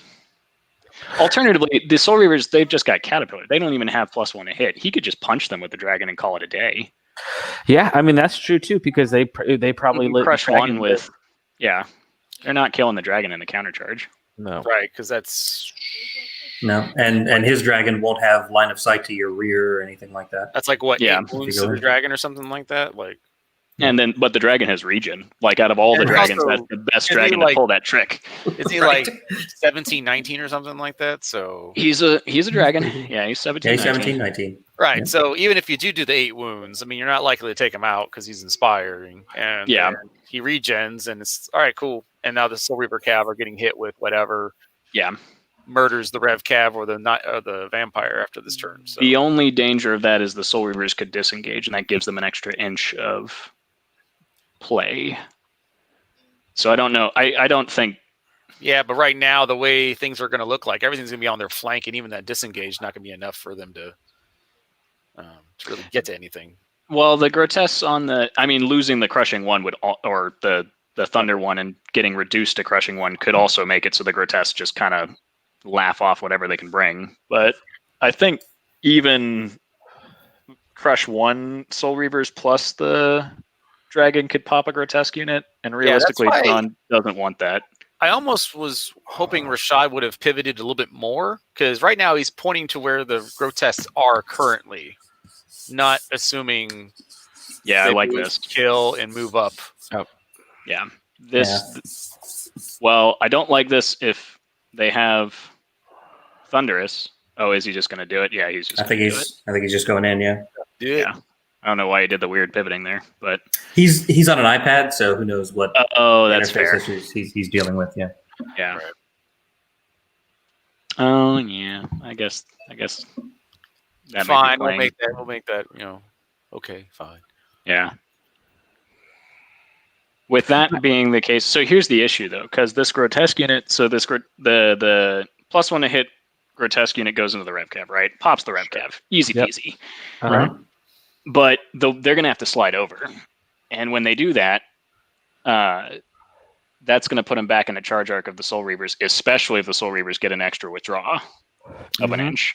So what's that grotesque cord on the left? What are they with? Sharpness. They're Oh, +1 sharpness. to hit. Sharpness and strength. Yeah. Okay. Yeah. Yeah. The strength Whoa. ones definitely kill this vampire though. He just moved Dennis into the way of his overrun. That's not sure actually that- he's within an inch of the vampire, which I don't think that's legal. Yeah, Yeah. I think that was an accidental move. I don't think he meant to do that. Right. It's probably the iPad thingy. Just Oh, that would be hard to do. Play UB on an iPad, I would imagine. Yeah, Yeah. I've tried it on a phone. It's not the greatest. Can't imagine an iPad's much better. well, I can't even do it on a computer. Let's see. Yeah. I do think this is a very important turn for John because Rashad is going to be able to engage with pretty much all his stuff next turn, right? So Yeah. how he decides to spread out these grotesques is going to be pretty important. Yeah. I do. I guess he only did 1 wound to the half-breed at the bottom. I must have regened it off. I don't see any damage on it now. Yeah, I was going to say. You did not quite 3 sure. wounds to that half-breed champion. Okay. Oh. Well, hopefully that gets remembered at some point. That's probably what those 3 wounds on the wraiths are. Oh, did he? No, they had 4. And they life leech down. they did. What is this Oh, that's right, wavered? because they got shot. Right. Is something down there wavered? Is the half-breed champion wavered somehow? No, the waiver was from Frank because he had Yeah. wavered. Oh, okay. Got it. Yeah. They're just kind of being sloppy right now. Clean up the table, you slobs. See, I don't like this either. Like, it's not a bad play, but at this point, I'd much rather have that either double jumping on the whites with the other grotesque, or Problem is, I think alternatively, he is going to jump in the grotesque, but at this point, is he over- going to jump the grotesque forward? yeah, think but killing that vampire does him no good because there's no flank on the. Grotesques are only speed 7, right? They're not 8. Yeah. Or am I crazy? No, they're 7. 7. Yeah, so he can't get to the revenants, which would have been the other thing. Yeah, I see. This I don't like because now Right, 'cause now if you do overrun, he's Okay. not going Block is anywhere. overrun. I guess maybe he's trying to prep for the potential of like stopping the Revenant King on Worm from getting any charge, which I guess maybe he can with the correct overruns. Right. And I can kind of understand I've got a duelist character. I'm going to go punch your duelist character while I have a chance. But like, I don't think you need it. I think the grotesque can kill that vamp by themselves. Right. He's only 14, 16. Right. I guess crush 2 Thunder 2 at that point. Yeah. Yeah. Holy God. Yeah. If not Thunder 3 coming off the hill, but yeah. I mean, the most unnecessary amount of just you will always be wounded on 2. There's really no whatever. And brutal. So and brutal. So you're getting 9 hits. They are going to be 9 wounds by the end of everything, and it's going to be brutal on top of all that. I mean, that's a guarantee as opposed to like a 4 nerve roll. Yeah. So what do you think about him just ignoring that Pharaoh up there? I mean, at this point, the Pharaoh's going to have to waste another turn popping the first War Machine, and then he'll have to waste 2 turns popping the next War Machine. So I don't think that's a bad play. Right. Well, the next War Machine's not going to be hindered, so there's that as well. So yeah, I still think it doesn't go down in 1 turn though. Probably. I mean, it gives him an option on turn 5 or turn 6 if John has some damaged units after the Pharaoh.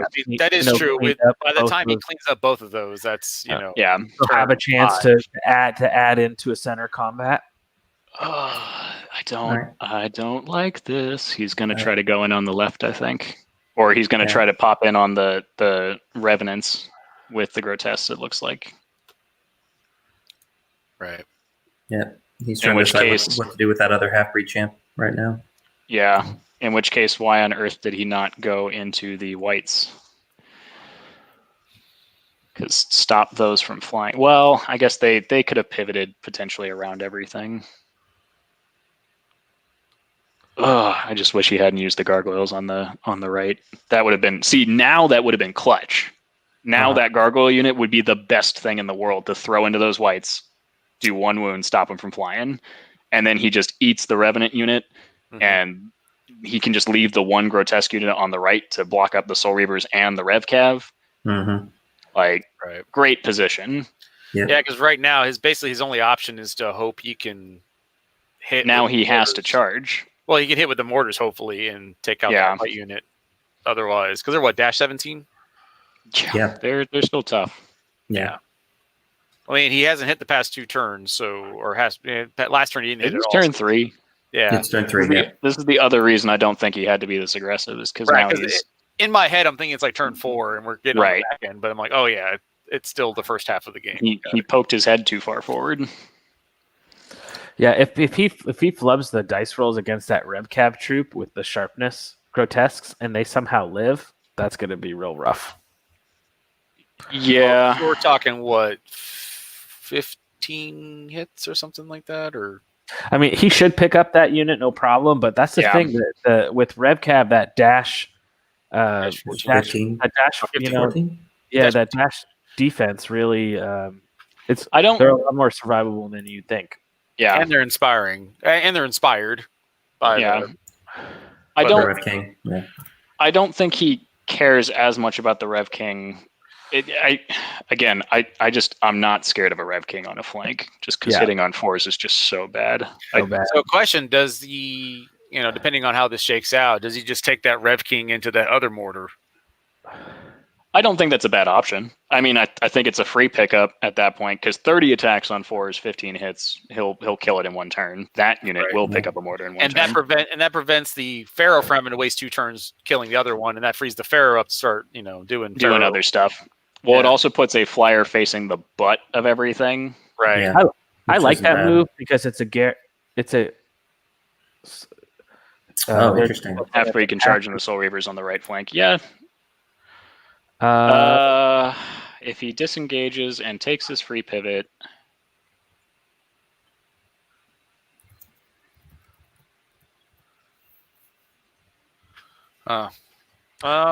Can he be clear of the other unit?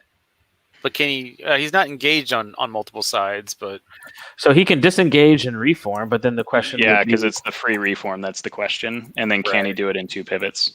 Yeah, exactly. Because often individuals don't just have 360 move forever, right? You still only have 2 pivots. Exactly.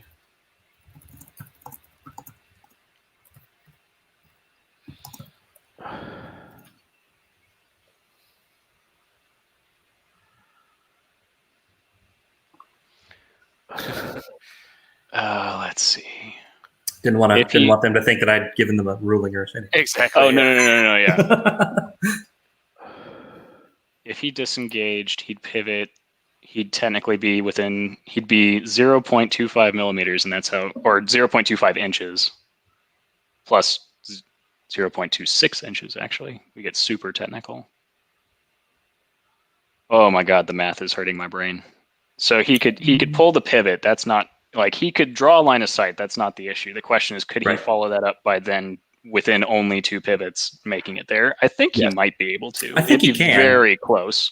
Yeah. Because he'd be I think you can get really close to Frank and then turn and draw a line across the back, the flank of the wraiths to the back corner. That's really where it comes down.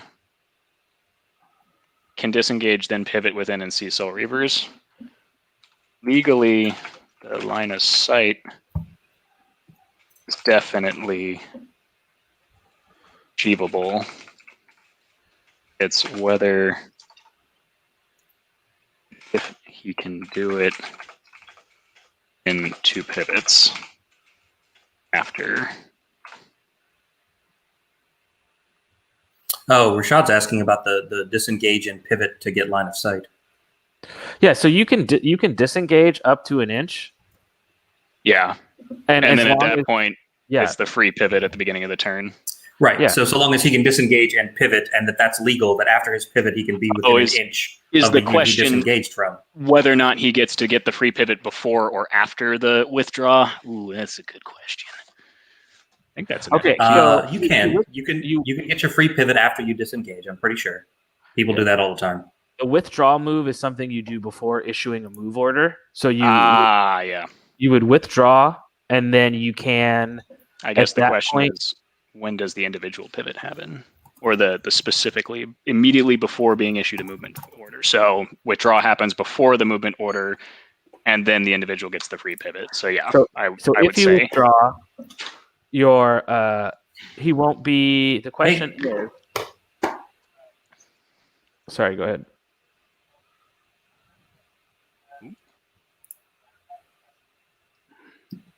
Yeah. Yeah. Because if you withdraw an inch, he's going to be within an inch of a unit, which is fine as long as you end your move, right? If you begin your move engaged with another unit. Yeah, the 1 inch roll. Right. And so, yeah. Zero application here. We're trying to talk through, since he's going to charge something, he's allowed to be within an inch on a charge. So, yeah, I think we understand the issue.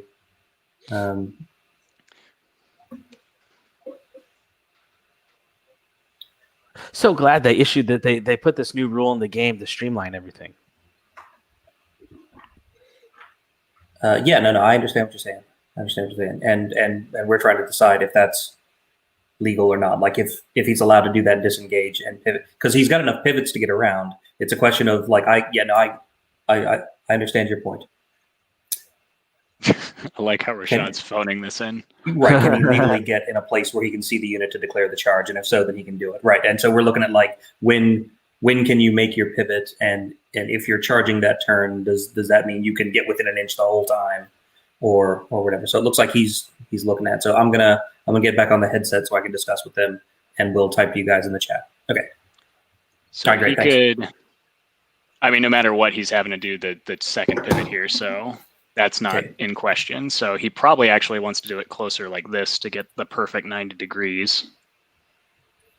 This is entirely so. This is pivot 1 for y'all's record. I'm using my own piece to call this. So this is him withdrawing, doing the maximum 1 inch, and taking his free character pivot. So right. And I was just on the phone with Rashad to make sure that I understood the character pivot. So is he allowed to be within an inch of that Revenant regiment behind him after withdrawing? Yeah, he's allowed to break the 1 inch rule as long as he ends clear of an inch or he declares a charge, which in this case he would be doing. And it's since he's declaring a charge, you can do this basically. If he wasn't declaring a charge, he probably couldn't. Yes, because if you begin your turn engaged with the unit, as long as you get further away than you were in the beginning, right, you're fine. Right, and it's the whole like since he's declaring a charge, it's okay. If he was just trying to withdraw and pivot for any other reason, he wouldn't be able to do this. Yes. Because the withdraw is up to an inch. It doesn't have to be. Someone do some math for me. 252 minus 90. 50 and 38. So 200 minus 38 is 60. Wait, no. 252 minus 90. Keep it simple. 160, 162. Is 162, yeah. There we go. Okay, so he can pivot up to here, which he can technically do a little bit less of. So he stops here at 145. He isn't boxed.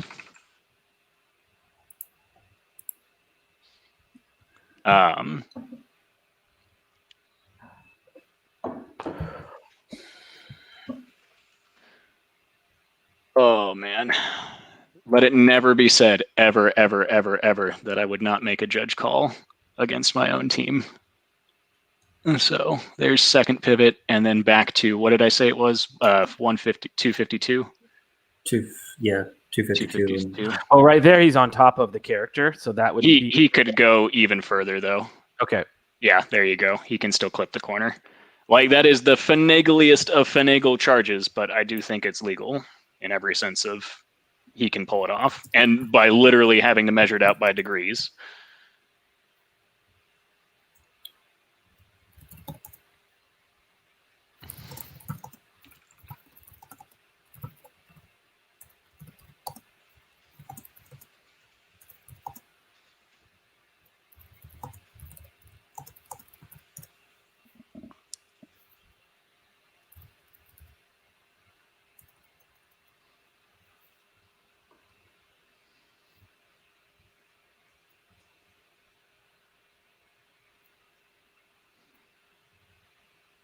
I mean, I don't think that's a particularly good thing for him to do with that half-breed champ. Oh no, really absolutely. If we want to go into the detailed analysis of this, should John do this? My answer is absolutely no. Why on earth would he do this? But he can. You can do it. I mean, sure. Because he's gonna charge. Like, I guess the theory here is he charges the grotesque into the Rev Cav and he puts a wound on the Soul Reavers to take him out of action. But +1 to hit Soul Reavers 20 attacks on 2s and 4s is still pretty good. Like, that may waver the grotesque and then they're still gonna die. So I don't know that that's necessarily like a great move. It's not a bad move, but like then these whites are also still free game too. Like there's so much on this right side that John should just back up. He should go back across the river. Okay, Matt, do you wanna write the full? Huh? Yeah. Do I want to? Yeah. Yeah, write it as an actual ruling. It sounds like legally he can declare the charge.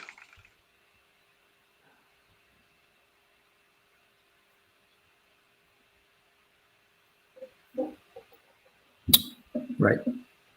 And I think the difference between this, he can mathematically.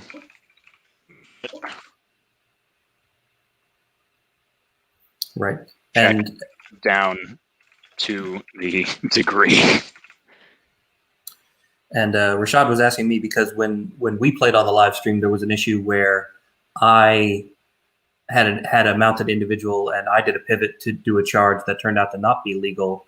And so Rashad was asking me specifically about that. And I think in that instance, there wasn't enough space for me to pivot and not land on something. And draw a line of sight, and that's why I couldn't do it. But he can pivot and not land on anything. Yeah, he can be within an inch, and you can be within an inch. You just can't land on your own base. Whereas I think I was like sideways, flush up against the war machine, and he kind of had me pinned against it. And we were just like, so I guess I just like turn to face you on the counter charge, and you slide back to make enough room or something like that, or something. I forget what it was. Oh no! It was I was looking that way, and I wanted to charge something over here that I couldn't draw a line of sight to. And I was like, that's fine. Just disengage, walk forward far enough, turn to see him. And then everybody's like, oh, no, you can't do that.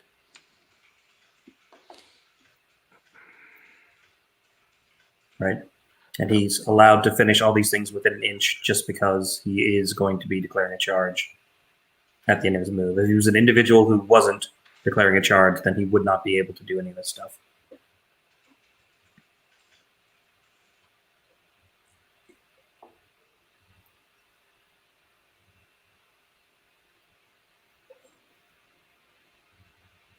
Yeah, I'm going to go ahead and delete my thingy here. Oh, unless I lost... Oh, no, I did not lose permissions yet.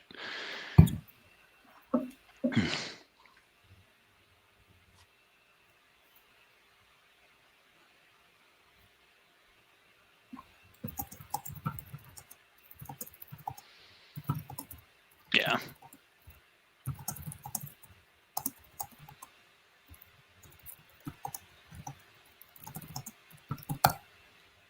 Yeah.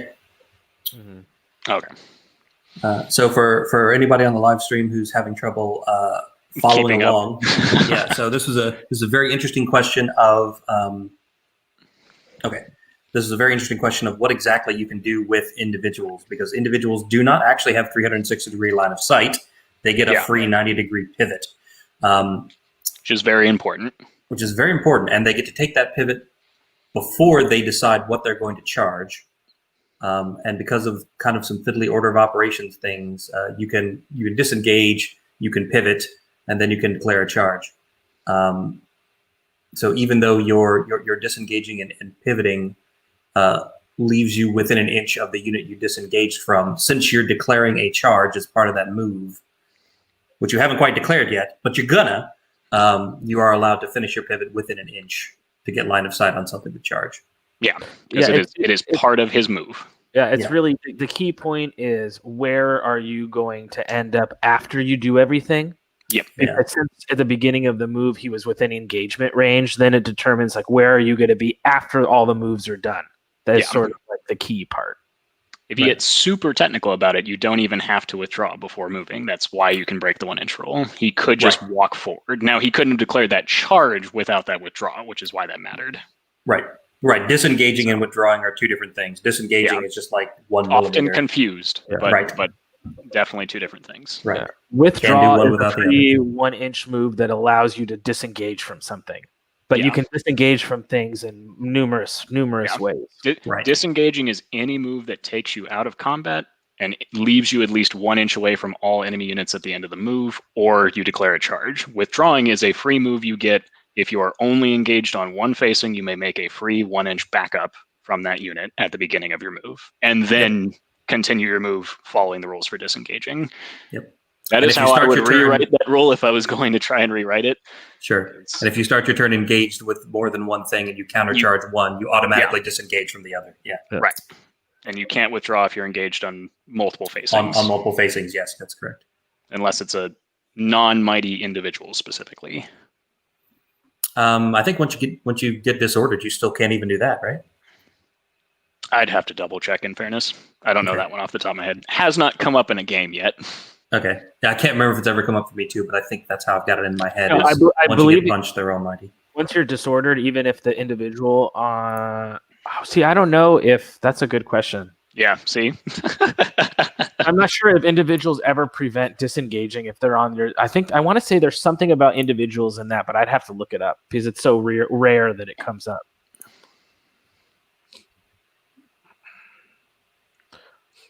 So the question is, now that we've gone through all of that, right? Was it the right thing? Was it worth it? Yeah.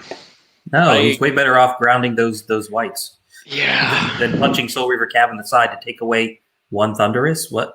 Well, I don't like this move with these grotesques as follow-up. Yeah, good. I was like, please don't charge just into a free grotesque kill. Because in the end, it's going to take a lot for Rashad to get those Soul Reavers back to the center of the board anyway. So that, having that combat in the right side doesn't necessarily affect him that much either, I don't think. It's going to be interesting, really, to see what John does with this other horde in the woods, though. That's going to be, I think, a key spot on what he's got to do.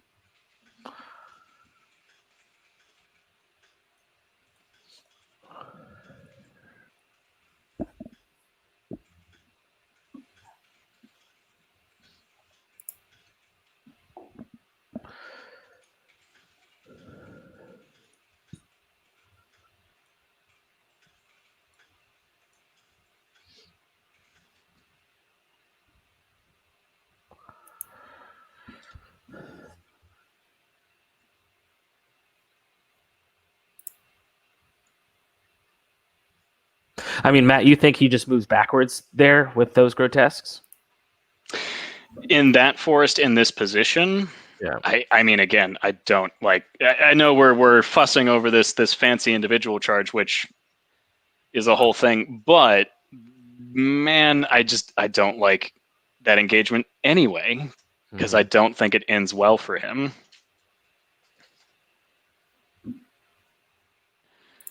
Like, what's he gonna do here? If he kills the Rev Cav, he opens up a flank to the whites unless he backs up far enough. Mm-hmm. If he doesn't, the Soul Reaver could potentially, like, God forbid he doesn't kill the Rev Cav, because then he's in big trouble. Like he's just giving up these units in my mind. Like, this is not well thought out. And sometimes we see that you'll see in a game state or a board state a really fancy charge that your opponent didn't see, and you have that like desire to want to take it, when just because you can do a thing doesn't mean you should do a thing. You should, right? Yeah. I had Jeremy can tell you about our game at Masters where I way overthought exactly. my turn 2 and absolutely screwed myself. You see something and you're like, "Oh, I'm gonna do this," Yeah, and you do it, and you're like, "I shouldn't have done that." yeah. In my experience, it's all great if it goes perfectly the plan. Yeah. Right. Like the amount of time I spend thinking through a really clever and complicated maneuver, as that goes up, the likelihood of my dice rolling over a 3 goes straight down. It's like a pendulum. It's like the more you basically, think, the more you'll flub. Right. You know? Right. I've thought too much about this. I'm only going to roll 1, so fuck it. Yep. I'm not even going to bother moving anymore. I've just burned 5 minutes of the clock. Oh well. Take a shot on these whites. Yep. Yeah. No reason not to. Definitely the best target right now. I mean, anybody who tells you one heavy mortar can't one-shot whites is lying. Oof. Yeah. Yep. He just has so much. He's got some it's just I don't love that position. Yep, and then no hits. He needed some hits there. Yeah. This is where, if John had those gargoyle pieces, see, this is where the punishment that we were talking with at the beginning of the game is starting to come into play here, because now John has 4 pieces in the center of the table, and that's it. Yep. And Rashad just has bodies for days. I don't think he's actually lost anything. Not yet, I don't think. Yeah. So this is going to be the half-breed champ on the Soul Reaver Cav, I guess. So that's 3 wounds, but probably a vicious roll coming. Yeah, so 4 damage. Man, those half-breed champs are so good. Puts him at a 7, so need a 10 to get them, or 8 to waver. He does not need a waiver here. Yeah, if he wavers it, that's good for John, as really long as the Rev Cav also pop. Yeah. But even then, I mean, yeah, because it forces the whites to focus that way. This is why I really wish Rashad had just gone all in on the left anyway. Yeah, I mean, and the whites easily can flank these grotesques next turn. Yeah. Well, only if the Rev Cav don't get killed. Sure. But then, there's no way, if he kills the Rev Cav and he doesn't waver the Soul Reaver Cav, there's no way for him to put both in the front. All right, regen on the half-breed champ. Yeah, regen on the champ. Okay. 3 dice for a nerve check is definitely cheating.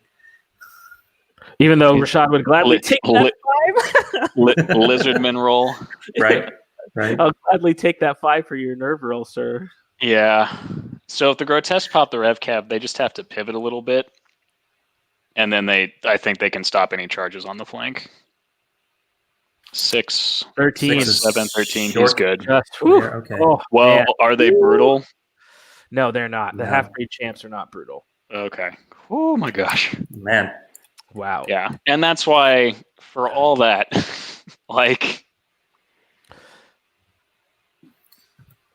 the unit has lost 1 Thunderous, basically. Yeah. I mean, which is a big deal, because a fresh charge from those Soul Reavers definitely picks up the grotesques in 1 charge. Only 10 hits here. 100 dice. I like 100 dice. That's a good number. Oh my god. Spaghetti-O. Wounding on 3s, I think. 3s, right? Should be 3s. These are Pathfinders. These ones have no extra crushing. Yeah, so 3s. He'll re-roll the 3 ones though, and he's got brutal.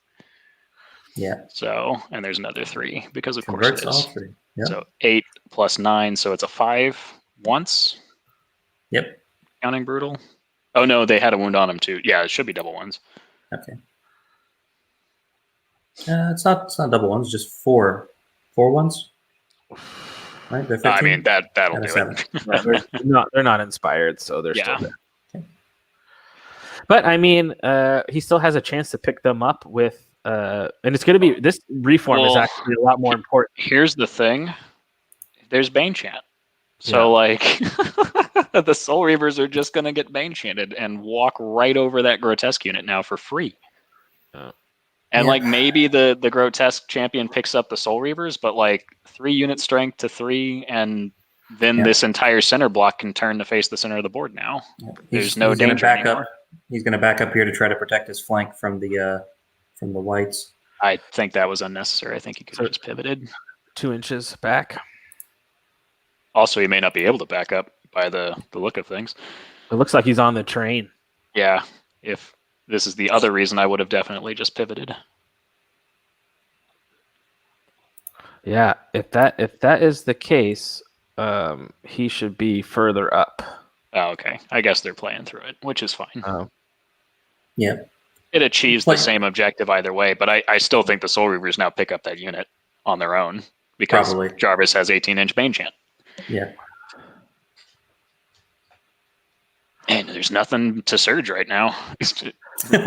He just loves rolling these 100 dice. I like 100 dice too. I wish I would have had 100 dice. 100 dice in every combat. Why the hell not? Just go for it. So I think this is going to be the grotesques on the vampire. These have strength. Yes. So 10 hits. 10 hits is pretty good. Yeah. That's where they struggle. Yeah. And, And he's wounding on anything but and re-rolling the ones. Re-rolling those 4 ones. Was hoping for a 4+ hit on 4+ flub there. Yeah. Which it's a thing. That's still 9. I mean, that's exactly what he should have done, basically. 14, 16, so he's now looking at a 7 twice, but he's got his half-breed champ with duelist, the duelist on the side. Oh, and he hits 11 times. Ooh. That guy's toast. 11 out of 12. Got all of that one. Yeah. Ooh. I would have liked to have killed the Revcav first before the vampire, but just to see how the other unit shaked up. But I guess it doesn't matter that much. He's still going to ignore the Revenants on the hill because, yeah. So that should put the vamp on snakes twice, and a 6 will definitely pick him up. Yep. With brutal and just brutal and all those things. Grotesque Just doing everything. grotesque things. Oh man. Yeah, no, now the Rev infantry will so the grotesque pivot just the smallest amount. He may not even have to give well, I would actually want to give a flank to the Revenants. There we go. Revenants, yeah. Yeah. If anything, I guess he shuffles this guy first and then he does that. Yep. Because like Hindered Revenants coming down a hill, you gain Thunderous, but then lose it immediately, and then you're on 5s with 24 attacks, no crushing. Yeah, Right. Who cares? Who cares? Not worth it. And like he could Bane Chant those with Jarvis, but again, I think he Bane Chants the Soul Reavers and just Absolutely. punishes John for that silly move. Because that's 20 on 2s, so he'll hit 16 times and won't be wounding on 3s. Yeah. He may not pick it up in one turn, but he could get really, really close. Should do like 12 wounds. He'd need, 5 twice? Yeah. It's not a guaranteed kill by any means. That's one of the great things about Grotesque, though, is that if you don't kill them, they start regenning and then They start regenerating. Yeah. Oh, that's right. They're 16, 18, not -17. Oh, yeah. So he could easily get a waiver. Easily get a waiver in one turn. Yeah. The waivers, what you'd hope for no matter what. But then I think the Hive-Breed champion may be able to pick it up, unless, are these whites in range? They are not. And if he Bane Chants, he can't surge them, which is the downside.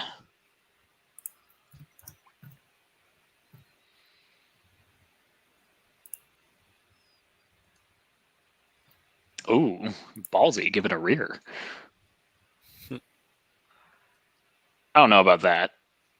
I don't think that's necessary. I think he could just give a flank. Yeah, I don't know why he just gave a rear there. Yeah, And I wonder. I don't think he has enough range, but even the Wraiths, I'm looking at where could they go with 2 pivots and 7 inches to get a surge into those grotesques too. But like you said, he's not going to need that with the Soul Reaver. Should with Bane Chant, He only gets 1 pivot because they're not nimble flyers. I think Wraiths are nimble. Oh, Wraiths, sorry, not the Wraiths Whites. are nimble, Yeah, the Wraiths are. I don't think he can fly over the rocks with only speed 7. Yeah, and like you said, I don't think he necessarily 12 needs 13. to. Yeah. No, what? Yeah, I think with Brutal, he still gets the second roll. Yeah. Right, that's true with this. Yeah, with the Brutal. Yeah. Yeah, he needed a 3. It was effectively double ones. Yeah. Yeah. See, this is why I would have liked this unit a little bit more pivoted, because then he's just not giving this free rear. Which, I mean, it's still just Revenants, but didn't he still get that grotesque horde in the back somehow? The problem is where Dennis was positioned makes it very difficult. I mean, if Dennis wasn't there, there could have been maybe a disengage. Or the Soul Reavers could have maybe disengaged and done something into the flank of those grotesques. But yeah, and Dennis was in a position where he shouldn't have even been there, right? Because he was within an inch. So yeah, I'm just wondering, could he get that flyer on that back grotesque horde and then get a rear charge with the? Can he fit into this little gap here, like between the front two? 75 mil base is too big. I don't think he fit on either side of that. I don't think. Okay, yeah, probably a corner at best. There's a full 3 inches on the corner. How big is 75 mil in inches? I don't know. I'm American. 3 inches. It's 3 inches. 3? Okay, then that's probably going to be corner to corner. It's probably not legal. Yeah.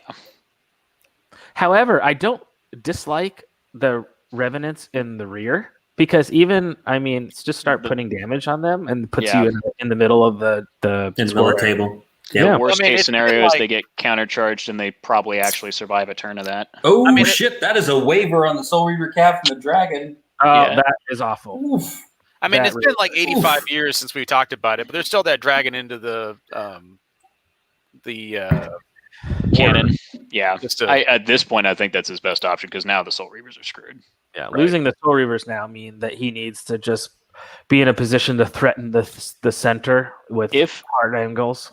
If anything, what he should do with the Soul Reavers is, but he can't pivot and just run. I'm so used to playing Fearless Armies, and it shows.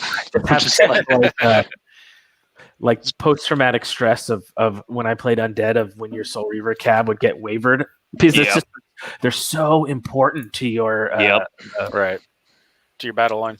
Yeah. The one downside, they're cannons, but they're still a little glassy. You got to be careful, and this is what happens when you overcommit. Yeah, I usually put I usually put Headstrong on my Soul Reaver cab just to avoid these kinds of situations. Yeah, it's tricky though, right? Because you want to make use of that cheaper regiment upgrade items, and especially with just the damage output of that unit. Are they just out of arc? It looks like maybe. Did he move all his inches? No, he has more speed. He can move back for See, this is where the rule that Rashad was quoting is going to come back to bite him right now, because he can't end within an inch of the half-breed because he can't declare a charge. Yeah. Right. So he's got to stop there. Yeah. But all he's doing is moving back, so the dragon will be hindered on its charge, right? He's just getting the river to poke out the front of his base. And it's a double hindered, because they're going to charge. They'll hinder the grotesques. Yeah. Right. Yeah. I mean, it's still not looking good, but it's forcing him to do it, right? It's the maximum amount of things he can do to limit that unit, which is exactly why Rashad's a good player. Yeah. Going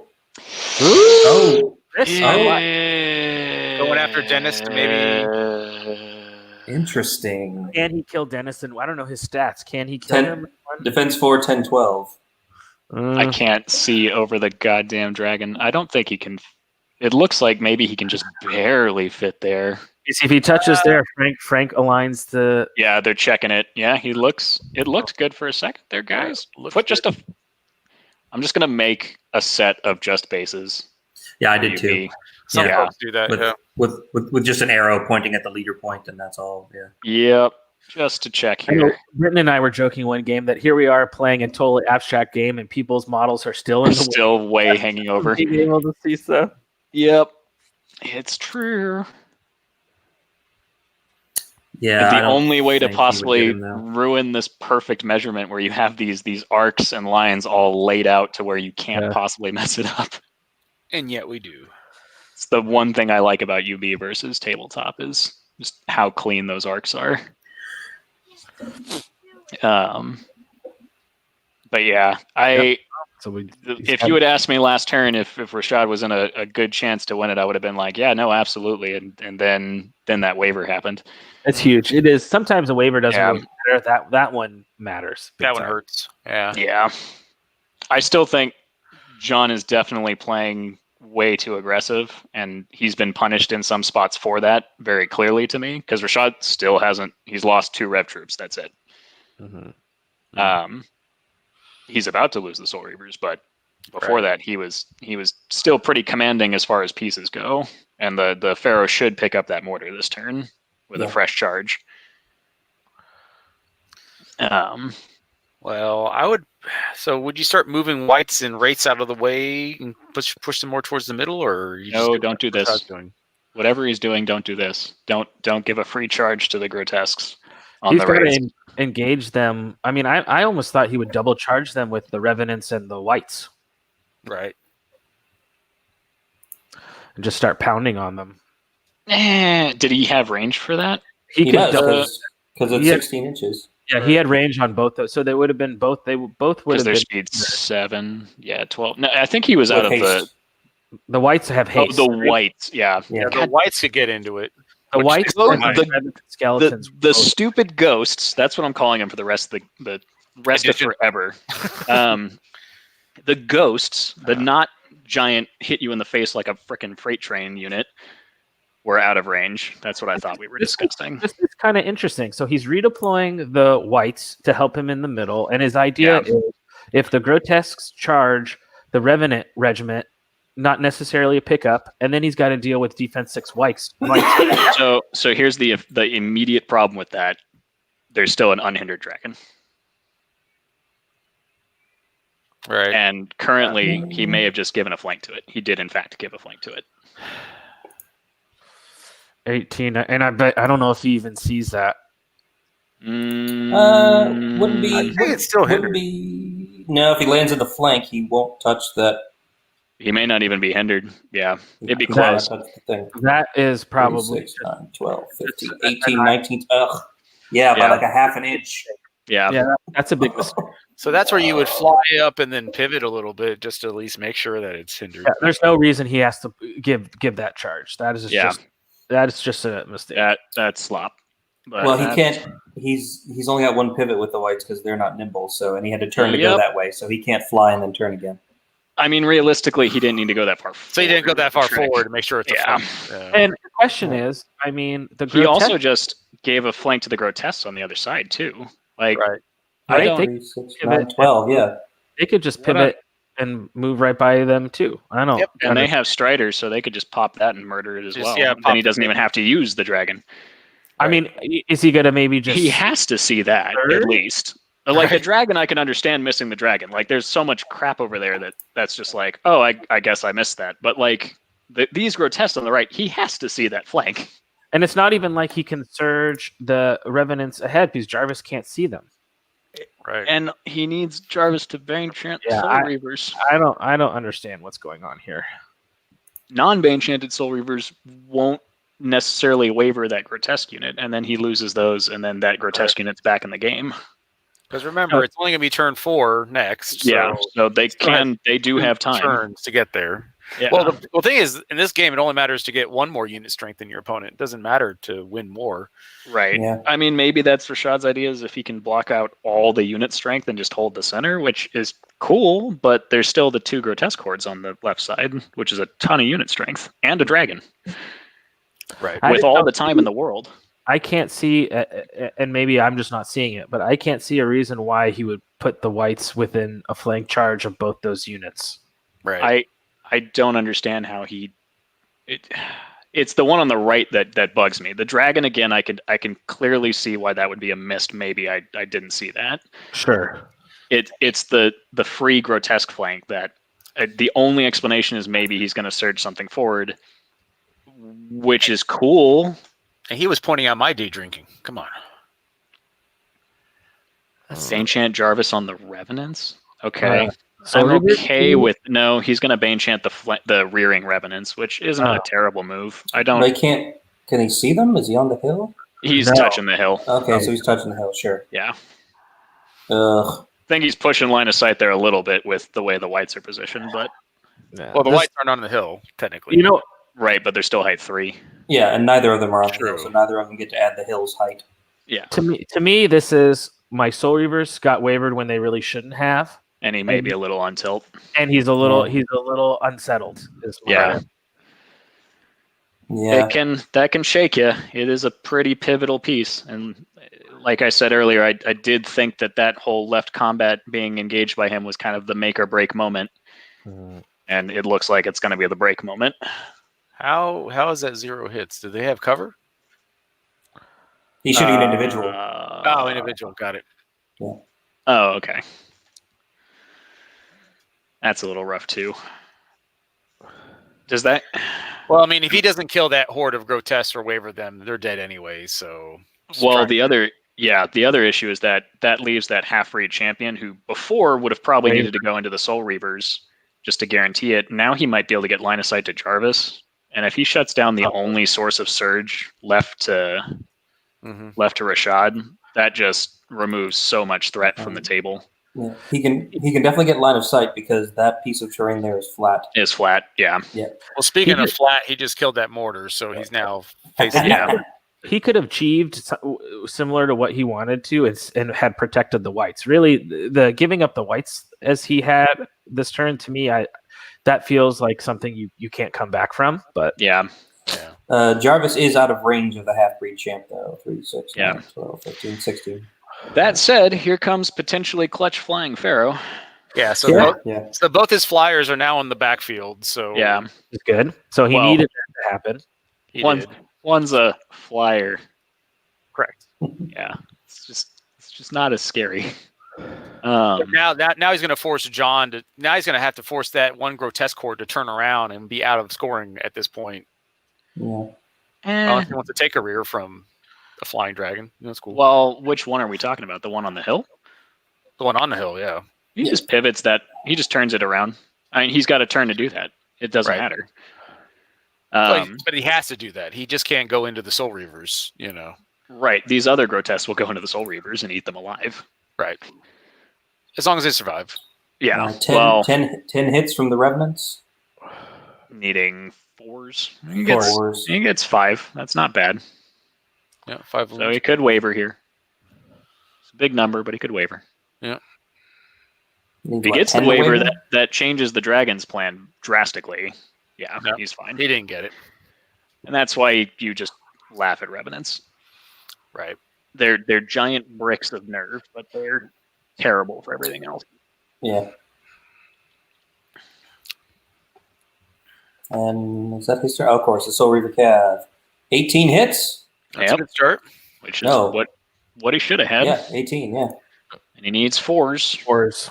Or he can just roll out the ass when he needs or to. 11 wounds. That's the thing. Yeah, even Rashad admits it.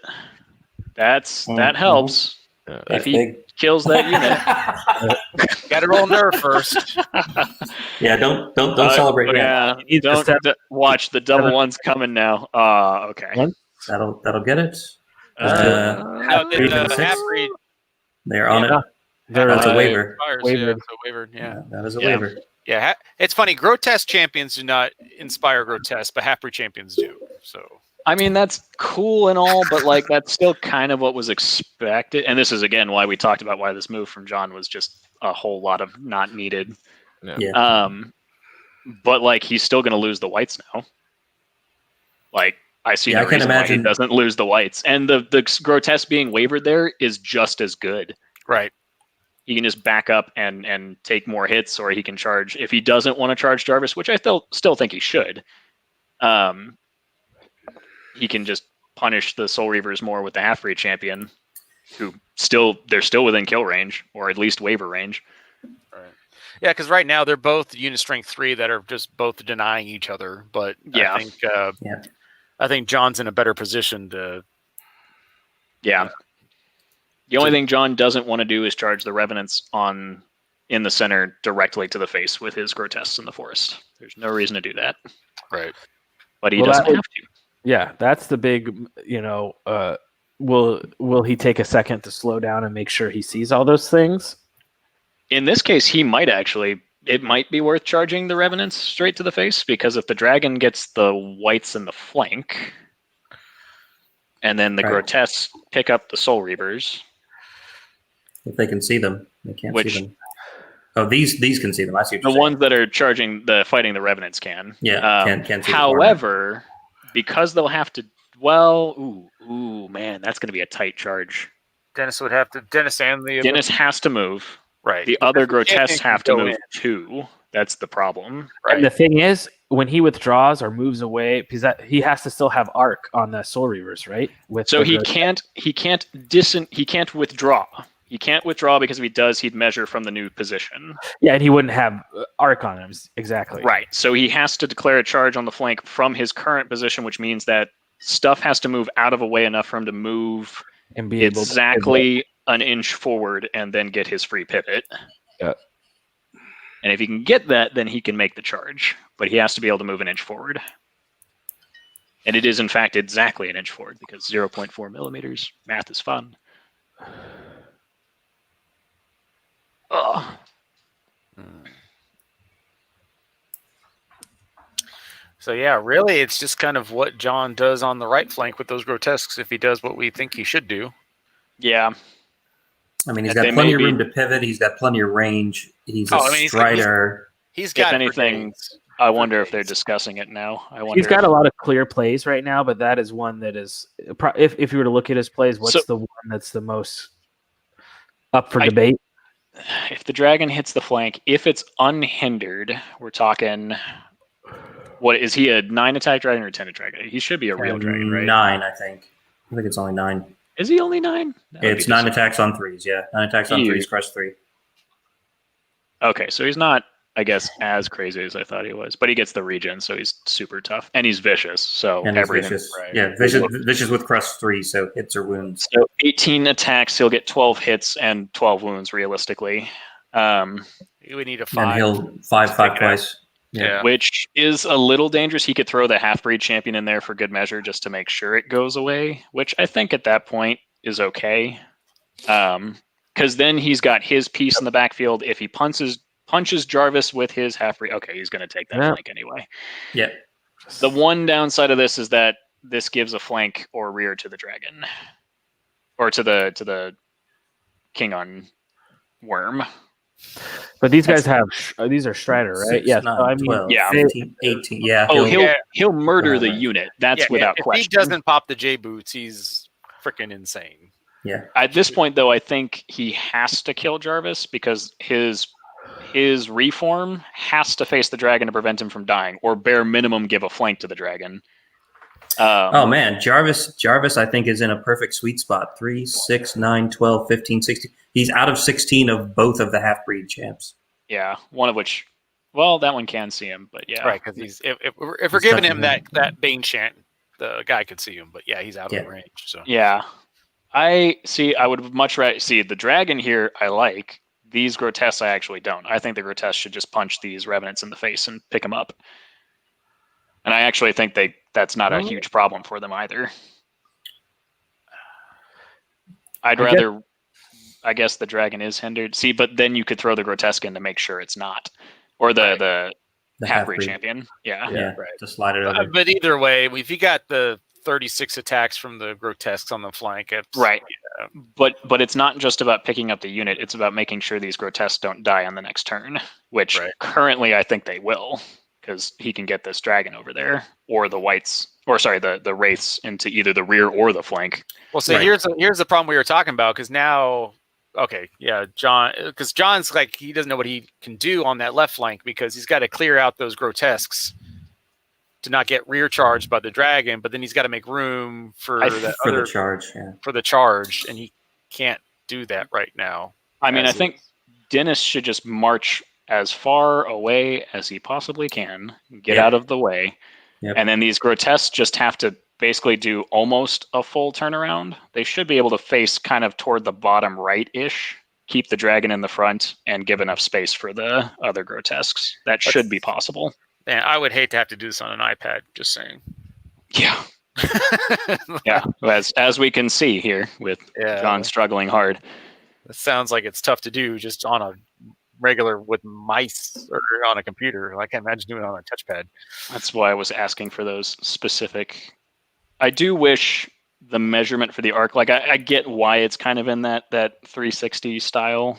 I do wish it was just you are turning this many degrees. And so it would start measuring, like you start turning and it goes 0 and then goes up until it hits, 90, 180 in either direction. Yeah, problem is where John is facing currently, it's just hard to not give up a rear unless he just pivots 90 degrees and just gives a flank and just prays that I would just give a flank. Yeah. I'd just stop worrying about it and just give him a flank and call it a day. Right, because you're talking just 10, move forward, turn. 9-10 wounds, maybe a waiver, unless it's a high spiky. You know which piece is more important? The Soul Reavers. Yeah, exactly. Yeah. You need to get rid of them. And Rashad's going to commit his dragon to the middle next turn anyway. If you put your grotesques as bait far away from where the action is, and he comes after you, great. You just took his dragon out of a crucial combat in the center that he needed it for. I mean, the other thing is the grotesque can at that point, let's assume he charges the dragon on the flank. He probably doesn't pick up the grotesques with inspiring. Like he may waver them, but he shouldn't pick them up. And then the grotesques at that point disengage and pivot to face the dragon. Now they're taking a front charge. They're going to regen a ton. And then they pick up the dragon either the next turn or the dragon dies to the other grotesque horde. And then these grotesques on the right are completely unhindered and able to do whatever they want. Like the dragon can only kill one unit here, and there are 3 that need to be dealt with. Right. Right. And the revenants aren't going to cut it. No. I don't care. What? Like, I guess he really wants that charge, which I don't fully agree with this, but I guess maybe he's seeing, because there's no reason that's just taking his unit strength away from the center of the table. No, John. Yeah, I would give that flank. I would just say, here you go, enjoy. You're getting a flank, but you can only get 1. Right. Right. So by all means, take the one farther away from the most critical part of the table. Yeah. In the bottom half of the game. Yeah. I would not give a rear charge. I give a flank, because right. And the bonus points for this tournament are just about how much you kill. It's not a point differential. So you losing units doesn't really help you or hurt you like it would in other tournaments. Right. Alternatively, and here's this for a thought, and I don't know where those grotesques were positioned at this freaking point. Maybe just countercharge the revenants and pick them up off the table, and then the Soul Reavers are still facing the wrong direction. Yeah, I don't mind that either, right? Because that's unit strength. He picks up a couple more pieces of Rashad's unit strength. He's just going to have no way to compete scenario-wise at the end of the game. Well, the problem is if he does do that, sure, he picks up the revenants, but then the Soul Reaver Cav will be ready for the next turn to do something. Right. But I mean, again, the dragon can only deal with one of these pieces at a time. Right. Mm-hmm. And that's only if it gets a flank on an already pretty beat up unit. Yeah, because it hits on force, right? So it's correct. It's just so swingy that you either can't... that or unless it spikes, which is never good strategy. Right. No. You count on that sucker rolling 7 hits. Yeah. Problem is, with 20 dice. I would feel better just ignoring the revenants and just taking out that Soul Reaver Cav, because the revenants aren't going to do anything, right? Like, Like I just can't imagine Revenants killing a Horde of Grotesques. That's just not likely to happen. I mean, with Baneshant in an unhindered rear, I actually think that starts getting dicey, pun intended. But so he looks like he's sending in the. Yeah, it looks like he's going to do that. Yeah, I just don't like. I mean, it's going to be hindered. Yeah, they already have 4 damage on them, though. I mean, yeah, and they're brutal, so you're starting out at 5 effectively, which should be enough. And they're not inspired. Yeah, and he threw the half-breed in there for good measure, like that. By all accounts, barring a double ones here, he should be okay. Well, if it's a double ones, it's just meant to be, right? Right. but God's Creed, they're going to survive. I don't think he needed to move that grotesque unit all the way to the left. I think that was unnecessary. Agreed. Pivot 90, get out of the way, give him a flank, and just have at it. Call it a day. And then that keeps them in the center of the board, because now he's looking at next turn he turns them all the way around, and then he hopes he can get them to the center, because that's assuming he can get there. That dragon could actually be blocking his path to getting in the center. So 2 regen off of the Grotesques that are charging into the flank of the Soul Reaver Cavs, so that's good. Nice bonus. Yeah. He needs that to make sure that the dragon in the front plus the revenants in the front with Baneshant don't. Only don't one regen on the one that got wavered. On the wavered one on the right, yeah. Yeah. Oh, did he not charge his... I'm assuming Rashad will be nice and let him do something with his half-breed champion, because that's clearly a mistake. They're still in the movement phase, so... Yeah. Yeah.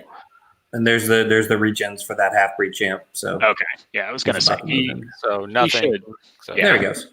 Yeah. Realistically, I still think that's right in the world. Right play there, because he's got to pick up that unit. Or at the very least, he shouldn't flub, but if anything, waivers. Yeah. That would be funny. Have a waiver. That waiver was still... and a waiver grotesque. I mean, it's not out of the question for him to put 3 or 4 damage on the Soul Reavers, and no, not at all. And pick it up up. At 9 or 10. So I mean, it's not it could be dead. I also think that, I mean, John didn't want that waiver, because that removed that grotesque unit from being a scoring unit just right there. Right. I honestly think that he could have thrown the half-breed champion somewhere else. Oh. If we're looking at the overall arc of the game, the Soul Reaver is going to take turn 5 to kill that unit. Well, I guess bottom of 4, turn 5, move, turn 6, pivot to the center. Yeah, they still got to get around that terrain, though. Yeah, that terrain. If it wasn't for that terrain feature, I would say they would definitely be able to score. But yeah. Yep. And they can't move at the double because there's so much shit in between. Or he can just do 5 wounds, put him up to 10, and roll a 7 here. That's funny. Rashad easily could have lost 9 unit strength this turn. Yeah. And even though he's have the Soul Reavers, they're still so far away from swarming. John's. That's one of those things that really doesn't matter, in my opinion, to the outcome of this game. No, it doesn't. I mean, the half-breed gets another turn to pick them up next turn. Yeah. And they're still dead. I mean, they're going to get Life Leech 2 back next turn, but then they'll be at 8, so the half-breed will kill them next turn. Or waiver them, and it's the same result. Exactly. Yeah, but if it wavers, I mean... Yeah. It does mean that the half-breed charging is more relevant. But in terms of the I would have still liked to see the half-breed just do something else. But in terms of the tournament and stuff like that, it's just the amount of points you kill, and so it's just going to be another... He's going to lose that grotesque chord, essentially. Yeah, so. Which he should have never sent in the first place. Right, so that's never sent the gargoyles in before that. So that's what, 200 and something points he's just going to give up to Rashad free? If he doesn't kill the Soul Reavers back. Yeah. So that's going to be 265, him giving up for free, essentially, to Rashad. So, looks like only 8 wounds from the grotesque, or did he only rolled it once? No, that's the dragon. That's the dragon. So it was 14 wounds from the dragon, which is already double ones. I think he should have been hitting on. Should have been hitting on 4s. Maybe they agreed that he's out. Okay. It could be just out. It's hard to tell with those. It's kind of not going to matter. The grotesque here do it. Either way, that's what, 10 wounds? Watch another double ones here. Just completely ruin John's day. That would be hilarious. 2 tries at it. Once, twice. And that still to me is a turning point in the game right there. Yeah. Yep, There was no reason for him to give that up. Mhm. Right. I mean, again, I would have liked to see these grotesques just charge these revenants in the front and pick them up instead. Or at the very least almost kill them and make it easy for like a grotesque champion to come pick them, or I keep calling them grotesque champions, a half-breed champion to come and pick them up later. Because now I still think I would have taken the double charge with the whites and the revenant infantry into those grotesques. Oh, absolutely. To keep him from moving forward. For Rashad, he 100%. He should never have given him that flank. Should have never given him either flank. Yeah. But yeah, I think that was a little slop. But here is the issue for John, is the same issue Rashad was 3 turns back, where he's got a unit that no matter how it pivots is going to get either its butt munched by a dragon or its butt munched by a wraith. Sure. Yeah. Yeah. And I think he may have just realized that. And with the fly 7 on the race, I mean, Rashad is going to be able to. He'll get something. Yeah. He'll get something with that. Right.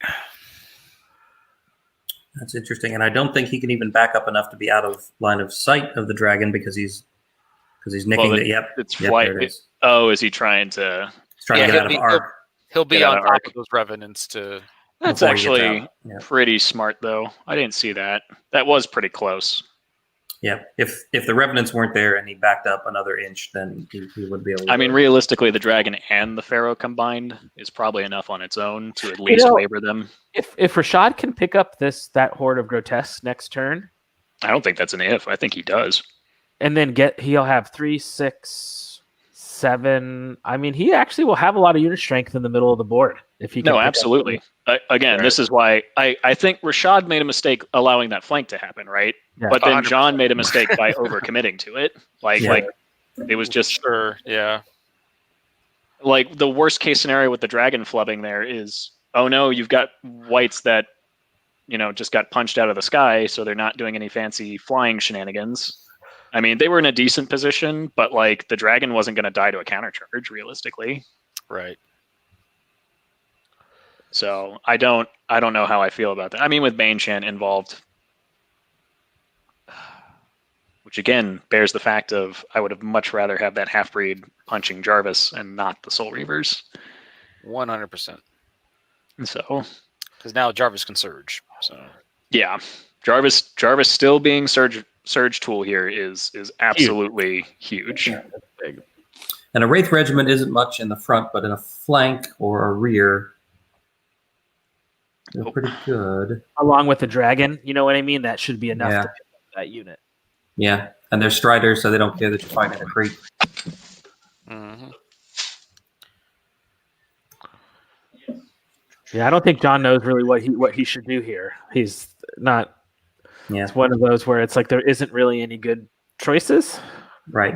It's like, well, that was a good thing to do. Run over there and murder those whites, but now what do I do with myself? Yeah. Well, let's just see. Well, if it makes it feel any better, the Browns are losing really bad in week 1 of the NFL. So all's right with 2020. So given everything, it's all good. Yeah. 38-6. So. I think at this point, both these guys are still firmly in this game. I don't think anything is really decided.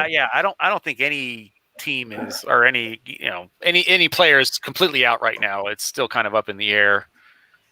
So. Yeah, if he can pick up, Rashad just needs to make sure each turn he's removing unit strength in some way from now until the end of the game. Right.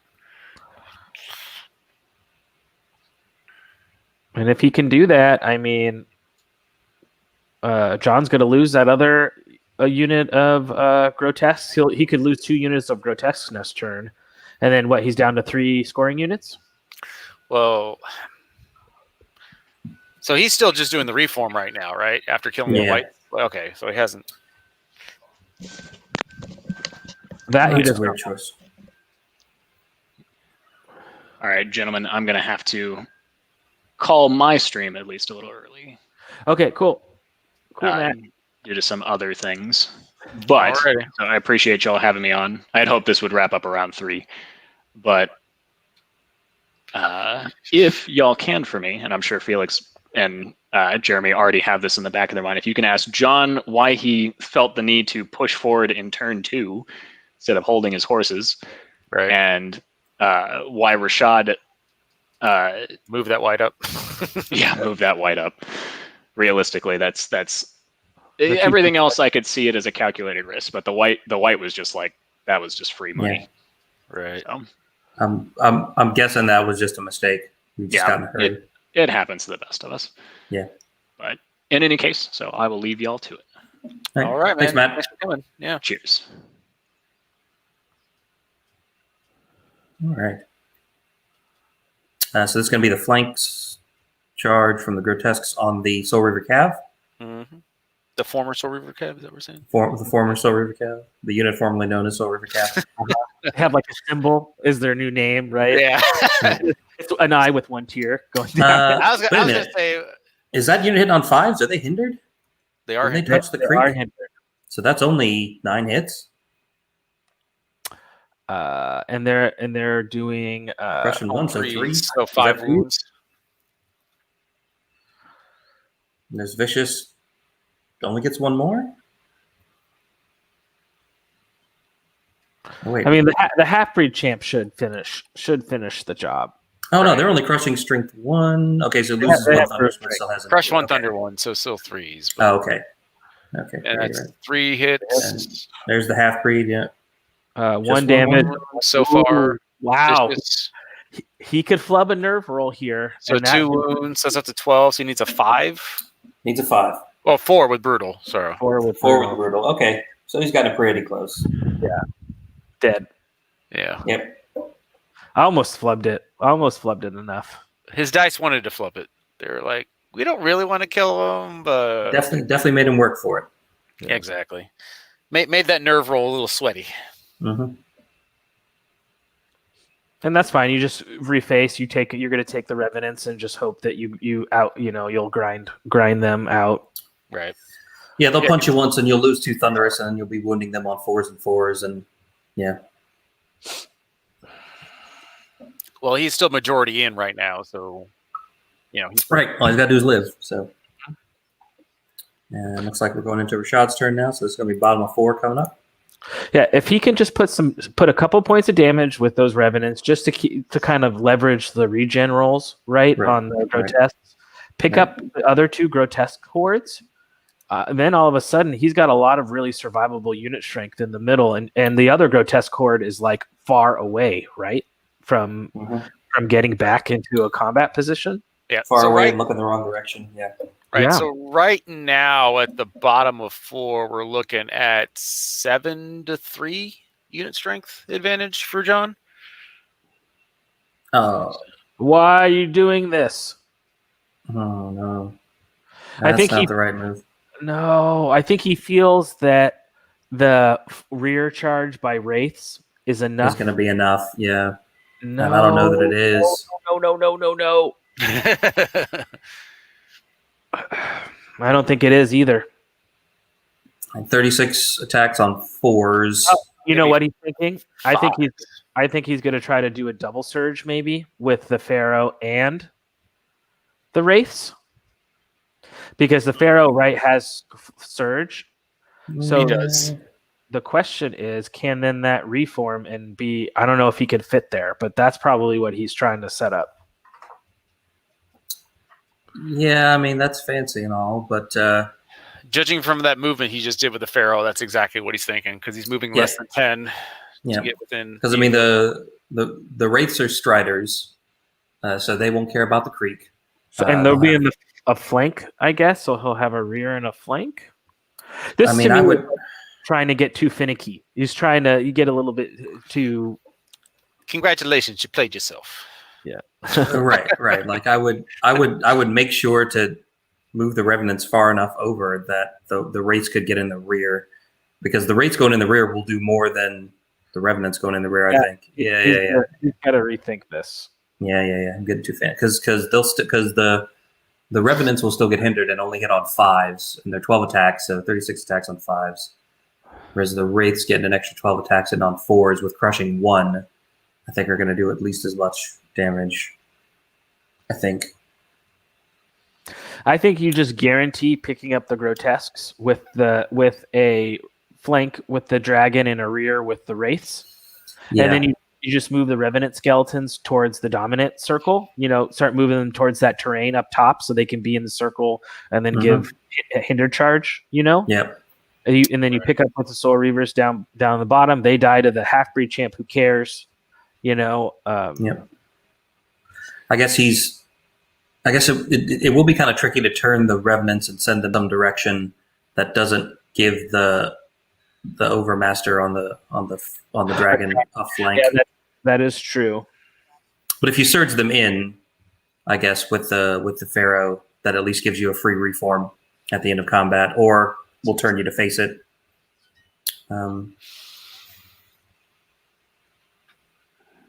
Yeah, but Wraiths being nimble and being able to fly, like you could put them exactly where you want theirs. Yeah, like that. Like fly them so they're just an inch away, and then turn them to face and get your 1 inch surge, and all will be right with the world. And so then the question is, Wraiths in the rear would do 36 on 4s, so 13, and then wound on 4s. They should do 6 or 7. Not enough to kill that unit by themselves. No. I mean, he could Bane Chant them, I guess, with Jarvis, because he can use the Pharaoh's Surge to move them. That's true. So, I mean, that will give him get him closer to that magic number. Which we all know from Schoolhouse Rock is 3. The only problem with this is that if he doesn't kill them, those grotesques have a flank on the revenants. So the other one grotesque cord countercharges the dragon. The other grotesque flanks his revenants. Yeah. He just doesn't have a lot of unit strength right now. I mean, if anything, that's the one thing Rashad has for him right now, is that he has multiple sources of unit strength 3 that he can get into the circle. Yeah, I mean, this is a very critical turn for Rashad here. And I don't know that sending the dragon over to assist the revenants was the best use of those resources. I think I would have guaranteed getting the one in the middle, because the ones over there on the left are going to take at least a turn, and there's to chew through. And there's a chance that those brew of strength grotesques don't even kill a revenant regiment in one combat round. So he could be charging them. He could be charging them next turn and be in a better position. Right, and they're taller than the half-breed champ, so the half-breed champ wouldn't be able to see the revenants to charge them together next turn anyway. So he's not going to get a few extra wounds. All right, Frank is going to shoot at the grotesques. Probably the ones in the middle, I'm guessing. The ones that he's going to surge into, yeah. That he's going to surge into, yep. Just one hit, looks like. Unless they count as being in cover, because they're mostly in that pond, or mostly in the river. That's hard to, when it's like a squiggly line like that, that's tough. And that's probably what they're talking about right now, right? To determine how that works. Yep. I think it's probably half the base. It looks like it's probably half the base, given how wide it is. Sure. Yep, and now here comes the surge. They're in. 3, yep. Plenty.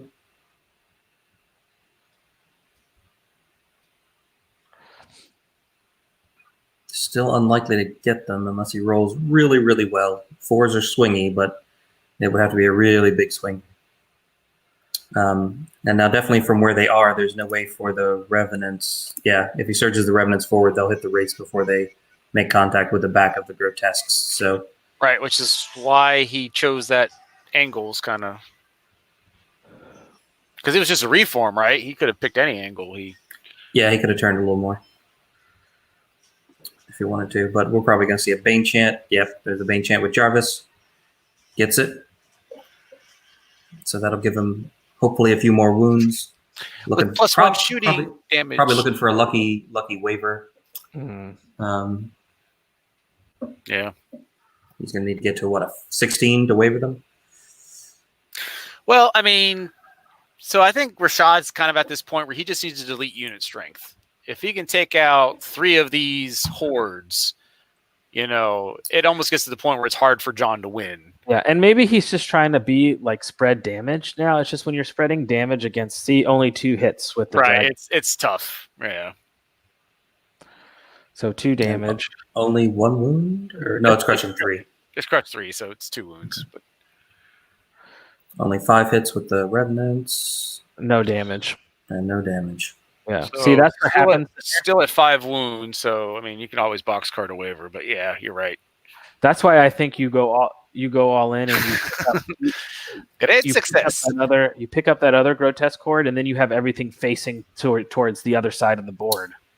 Yeah, that's going to be a 13, so that's not going to get them. Yeah, I think I think you're right. He tried to get all 3, and that's probably going to result in him only getting 1 instead of 2, which he should have gotten. He went for the chance to get 3 when I think he just should have focused on I'm going to make sure I get 2 and be in a position. Yeah. He still got 2 more turns. Yeah. He didn't need to go gamble as much this turn, I don't think. Yeah. 18 hits. 18 hits. Need 3s. 12 wounds. Ooh, that's good. Definitely puts them in range. 6 twice. Oh. Ay, caramba. Yeah. Oh. Unfortunate. That hurts. Unfortunate. Why is it back to him? It's not back to him. He hasn't done the Soul Reavers yet. Right. They'll catch it. Yeah. I mean, I get Rashad saying that because he's just like blah with the snake eyes. He was anticipating wavering or killing them, and then getting a snake eyes. He's probably like all on tilt. All right, so 12 hits from the Soul Reavers. Yep. 4 wounds. And the thing is, it's oof, 10 1s and 2s. Ugh. So that's only going to be 4 wounds, I think, but that does put him on 14. 4 twice. 4 so once. 4 twice, I think. 4 twice, yeah. There. Yeah, half-bred champions within 6, yeah. 7 and a 4 would still get him. It still gets him. Yep. Just barely. All right, so he does at least convert one of them. Right. So instead of killing 3 whores, he's now killing 1. Yeah. And granted, if he throws the dragon into that unit and still that would have changed the whole dynamic of dice. So who knows? But if he gets double 1s again there, I mean, maybe now since this is better for Rashad, because if the dragon had double 1s right there on the flank, it would have been bad. Sure, because then his dragon would have gotten flanked by the other dragon. Sure. Yeah. So I mean, in this point, maybe. So right now. So that grotesque that got charged by the wraiths or whites or whatever is that Wraiths. They lost their thunderous, so now it's 18 attacks, 4s and 5s. 5s, so, yeah. Not likely to do a crazy. They'll have to combo charge with the dragon, I think. Right, which will be hindered. Yeah, which is still not a guaranteed pickup, but. Right. And then he does have the Pharaoh too. He's going to have next turn. Yeah, the Pharaoh's going to be able to fly in and hit something to take out that grotesque horde if they don't regen well. Right. Yeah, it's going to be really interesting to see what John can pick up this turn. I mean, it's going to be critical to see what John can pick up this turn. Yeah, because if he doesn't have a good combat phase, Rashad's still in a good spot going into the bottom of this turn. Right. Because even though right now John's winning on unit strength, there's a lot of damage unit strength he's got going on right now. And that far left grotesque horde can't do anything. All I can do is pivot to get towards the face of the middle. So it looks like he is. We're going to double charge the dragon, probably. Bringing in the half breed. Yep. I'm gonna need it because the stash knight on the dragon, right? And I actually think as Rashad, I'd be okay with that. And the fact that I think I'm really starting to focus now on unit strength. Mm-hmm. So I think I'm much willing to give up 1 unit strength and keep my regiment alive. Yeah. 3. Yeah. So this I think I'm happy with. Mm-hmm. I mean, I'm not happy because I'm pissed that I rolled double 1s and I'm still mad about the 11 that waiver my Soul Reavers 2 turns ago or whatever. But I'm thinking like this I think is not a bad position as long as he can kind of woosa and just kind of think things out logically. Yeah, this is not a bad place to be in. Because if he can, if they flub, or he can, that dragon could live another turn. Is Jarvis within inspiring of that Wraith regiment, or He's very he's very inspiring. right. So He's fine. Yeah, he's good. so Yeah, he's in there. yeah, he's good. I just forgot that he was very inspiring. I think he was regular inspiring. So No, he's in there for sure. faux show. Oh, show. Right. So I mean, because honestly, right now John has 1, 2, 3, 4, 5, 6 pieces on the board right now, and only 3 of them are scoring, or 4 of them are scoring. So Yeah, I think from a straight unit strength perspective, Rashad's not in a horrible spot. I mean, he has some options. The Wraiths need to not get one shot here. Is important. Because then next turn he just can charge in the Revenants, to make sure that they're in the circle too, chipping in damage. correct. And are these Pathfinder? No, those are the Sharpness Soul Reavers. Yeah. Yeah, so assuming these Soul Reavers can get away from this half-breed champ without dying, they might be able to contribute something next turn. Yeah. Yeah, I'm not too hopeful on that one. No, it's good. Not next turn after. Especially when they're not in combat life leeching. You know what I mean? So every point of damage put on them right now is sticking. Correct. Yeah, and Jarvis has way better things to do than heal them. Oh yeah, no, he needs to facilitate the removal of John's unit strength. That's got to be his number one priority now. Mm-hmm.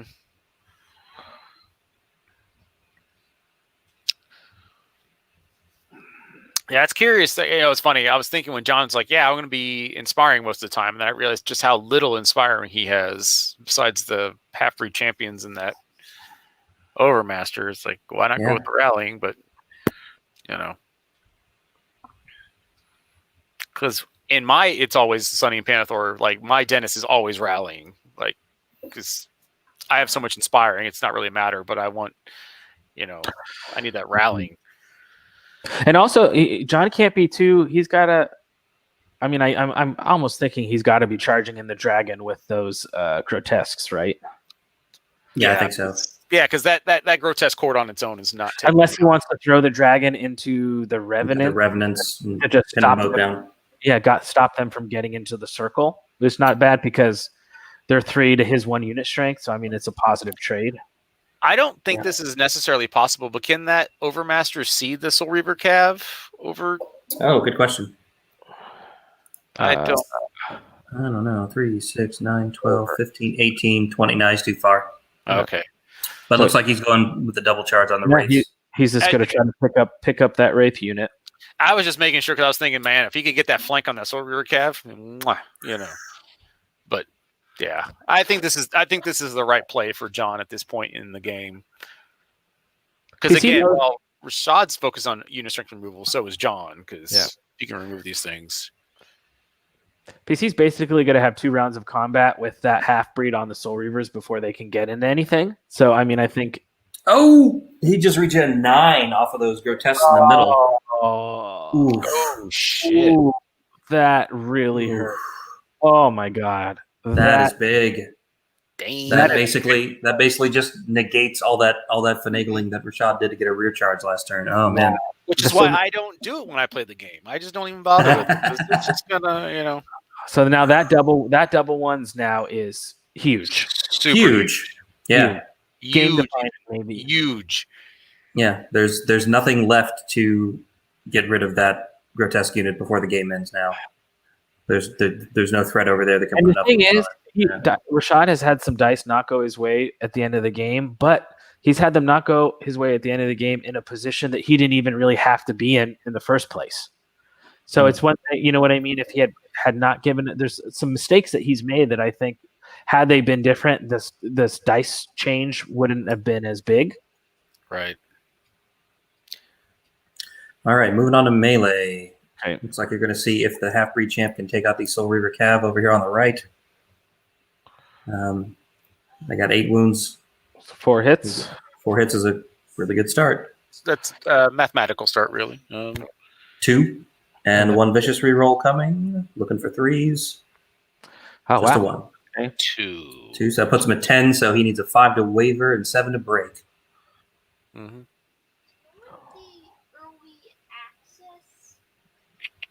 As we wait for the nerve roll. The anticipation's terrible. I hope it lasts. And Wavered. 5. that is another waiver, which is basically as good as killing them at this point. Yeah, they're dead now. Yep. Well, I mean, honestly, at this point, I think Rashad's just sort of resigned himself to them not lasting the game. Yeah. Whew. That is rough. It's really that Rashad was still in the game after all those little things, but that regen roll on the grotesques was That is a gross regen. soul crushing. That is soul crushing when you see. Yeah. So 8. On 8 4s, I hits. think. Yes. Yeah. So it should be 4s and 5s. 4s and 5s. Yeah. 8 looking for 5s. Gets 3. Gets them up to 5. Okay. Wraith regiments are -16. There's the vicious roll, picking up 1 more. Yeah. Puts them up to 6. Okay. Currently looking at -10, and we'll see what the hindered dragon does. Only 3 hits. Oh yeah, because he's hitting on 4s. That helps. Yeah. And just 2 wounds. With the vicious. With the vicious. No, I don't think that does it. No. Defense 6. Let's see. Crushing 3 or 2? 3. 3. So yeah, so that got it. So Okay, so it did get it. Oh, he is crushing 3. Sure. And they're Nine. they're -16. oh, when you roll a 9 and a 3, that should do it, right? They're Yeah, dead. 9 and an 8 plus brutal. That'll pick them up. That's big. That's the game at that point. Yeah. Yep, that's going to be rough to recover from. I don't know if there's any way he can do it. Well, Hinder charge with the Revenants plus the Pharaoh. Yeah, that's not going to do. Still not going to get him. If they hadn't regen that much, then he would have a shot. But that shows you like just how bad are the power of double ones. Basically, that was like a 2-unit swing. So not only are the grotesques still alive, but Rashad's lost his unit, and the grotesques are all completely healed. Are fine, yeah. Yeah, right. So it's going to be a half-breed champ on Rashad's Revenant King on Flying Worm. So 4 damage is good. Man, those half-breed champs are just baller. Yeah, they are. A little too good, shall we say. I almost want to play this army just so I could take 3 of them. I mean, they're almost too good in 2nd edition. They're just so good. So reliable. They just get all their damage through. Mm-hmm. Yeah. So 9 hits. Yeah. Probably not going to be enough. Should be, yeah. 9 vicious rolls. Ooh. Yeah, a lot of vicious rolls there. So he's got 4 through, right? Oh, 8 more. Got all the 12. All right, that's going to be. They're just crush 1, right? Well, they have brute strength. Oh, so crush 2. Got it. Yeah. Plus brutal, they're going to be looking at like a 6 twice to pick him up.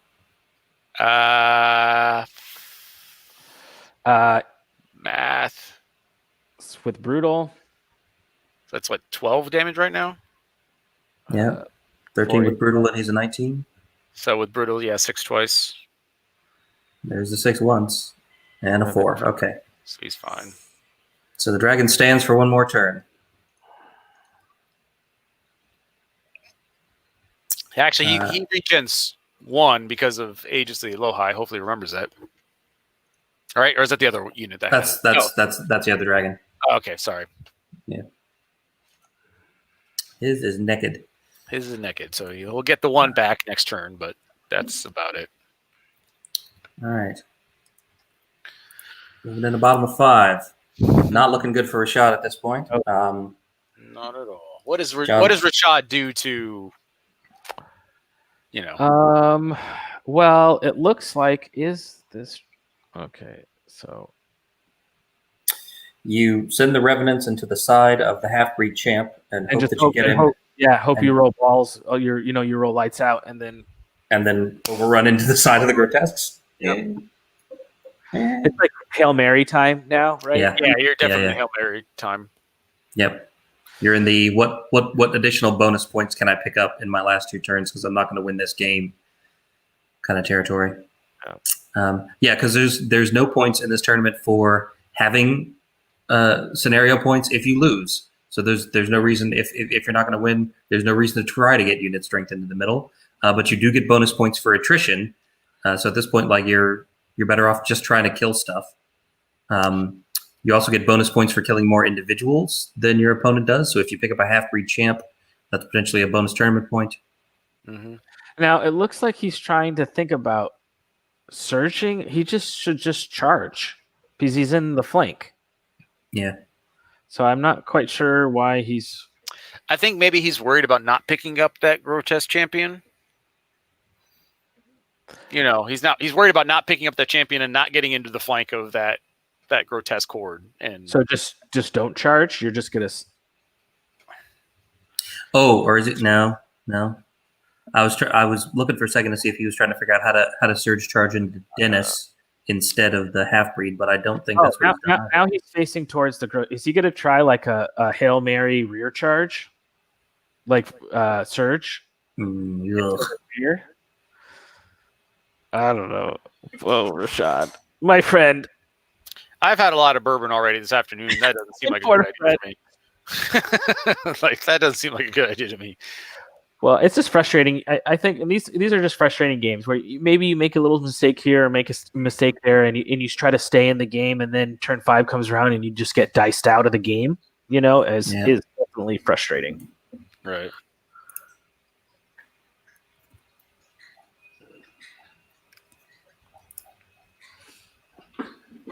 I have to let my dog out, so I will be back in just 2 seconds.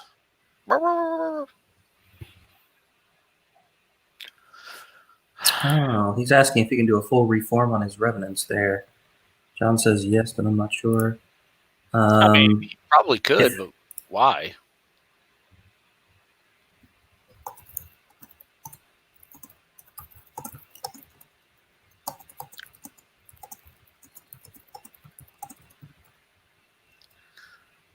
I mean, I get that that's his concern. That is his concern right now, is just removing unit strength. But that's what a 8-inch surge from Jarvis, and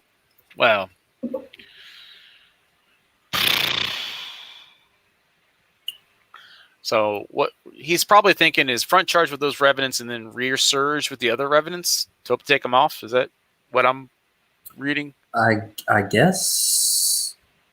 Well, because Jarvis is what, surge 8?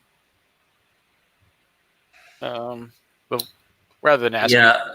Yeah. I mean, he's better off at this point, like charging the half-breed champ with the dragon and charging the half-breed champ with the revenants, killing the revenants, and then overrunning with the dragon and the revenants into the grotesques. I think. Yeah, he's got surge 13. I wouldn't be liking those odds. Yeah, to get him 6. It's like a 9-inch. Yeah. See, if he has, where is this? So if Rashad had countercharged the half-breed champ with both units, right? Our countercharge charge the half-breed champ with the. Interesting.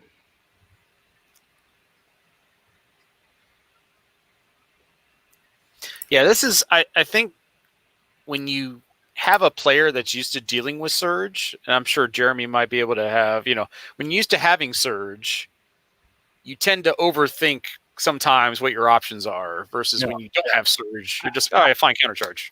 I think if he just charged the half-breed champ with both units, so he charges the skeletons in the flank, the dragon in the front, overruns, kills the half-breed champ, overruns first with the dragon, he'll touch the half-breeds and move to the center, making room for when the skeletons overrun to get into the flank of the half-breeds. That's probably what I do there. Because then you have a chance to pick up the half-breed with both the dragon and the other skeletons, and then you maybe have a chance to pick up the other unit as well. I don't know if that makes sense how I'm describing it, but I think you have a more chance to put more damage on both those two units. Because even hindered revenants in the rear are not going to kill those grotesques anyway, I don't think. 12 and 12, 36 on 5s and 5s. Ugh.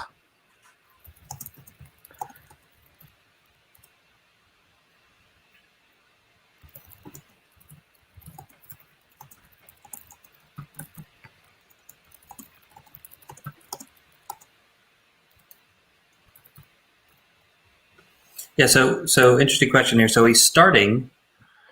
These revenants are starting within an inch of this half-breed champ. So if they reform, if they end further away than they started, but still within an inch, is that legal, or do they have to end an inch away? So if you're within, so they're no longer engaged. They're not engaged with the half breed, right? So that's why they don't Correct. get the. That's why they don't get the withdrawal move. Right. So if you begin the turn within an inch of your opponent, you can move as long as you end that move further away than you began. Okay. So I do not believe you have to be able to move to the 1 inch. You just have to be able to end the move further away than where you began.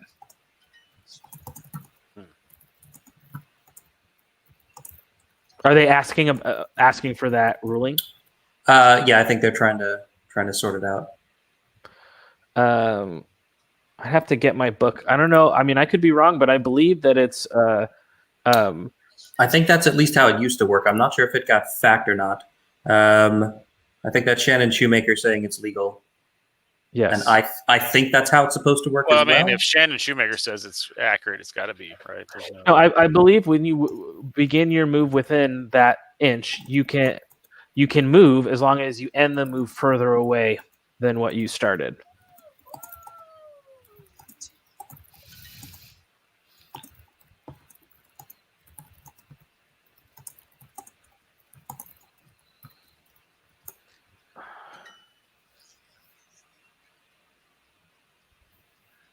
Does that look right? Yeah. Okay.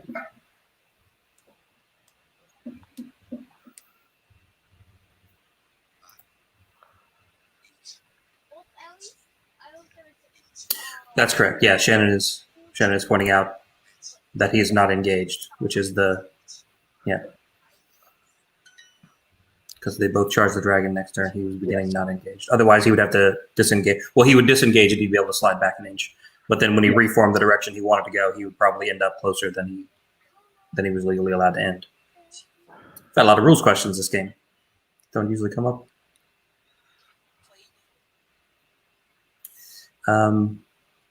So I think that probably means he is going to try that Hail Mary surge with both his surge casters to see if he can get a rear charge on those grotesques in the middle.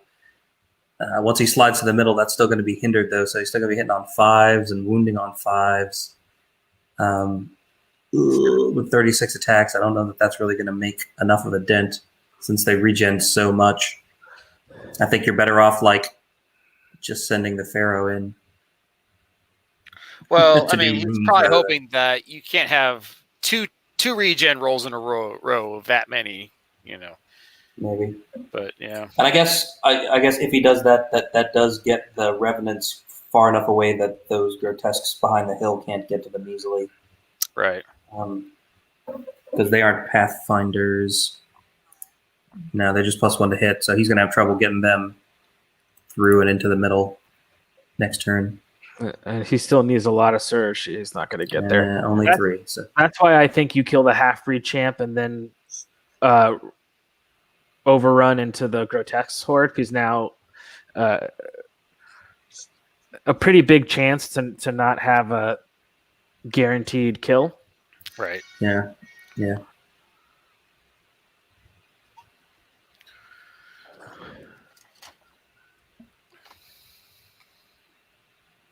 Now those are going to get flanked by the dragon, so they're toast. Yeah. And they do just a few wounds, yeah.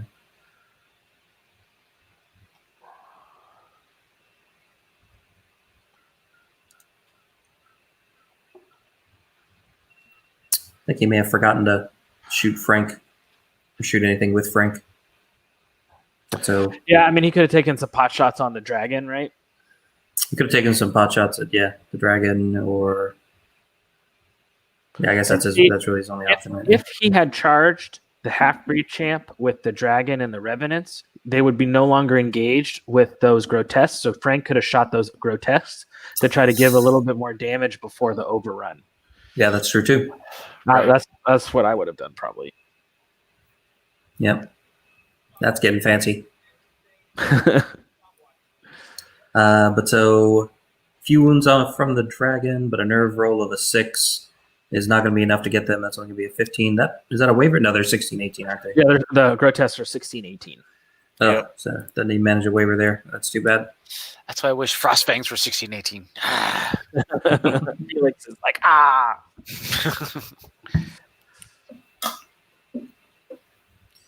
All right. So I feel like the window has a reroll for inspiring. Why? Oh, his phone died.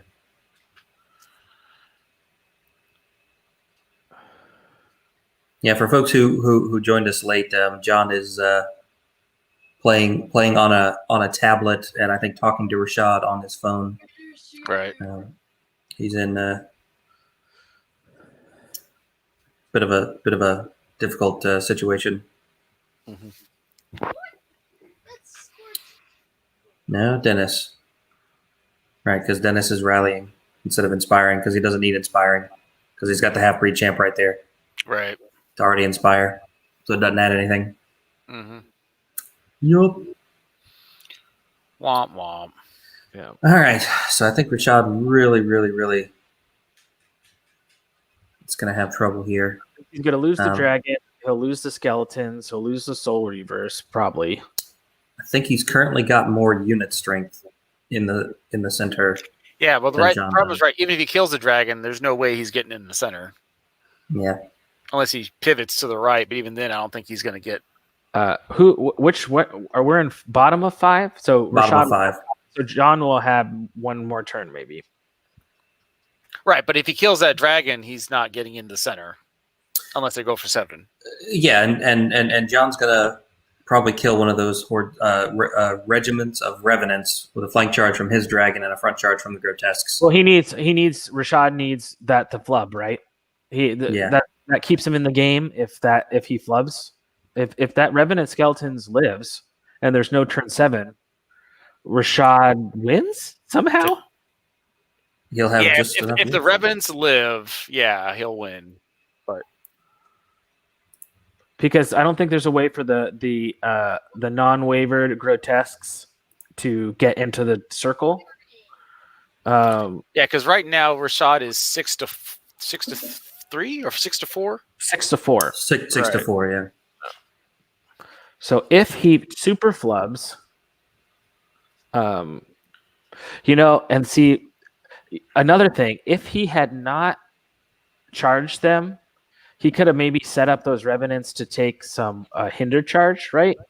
And then they have an even more chance to live. But he charged those grotesques, right, with the revenants, thinking that I'm going to do a rear charge too, with the other ones. If he's hindered, that unit really has a chance to live, but not now that those grotesques are not going to be hindered anymore. But 3s or 4s and 4s, right? They're crushing 1. For the grotesques. The grotesques, yeah. Yeah, they're crush 1 thunder 2. Crush 1 thunder 2, yeah. So they'll win on 4s against those revenants.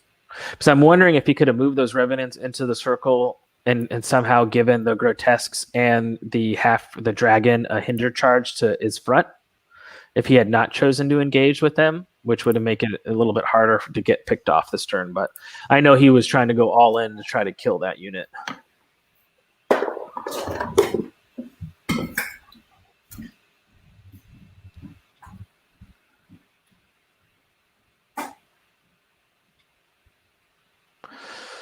Gonna be interesting.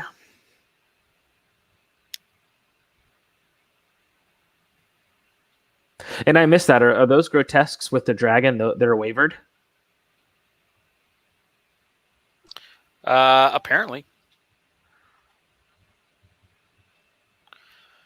Okay, so that's going to be hindered. Hindered in the flank there.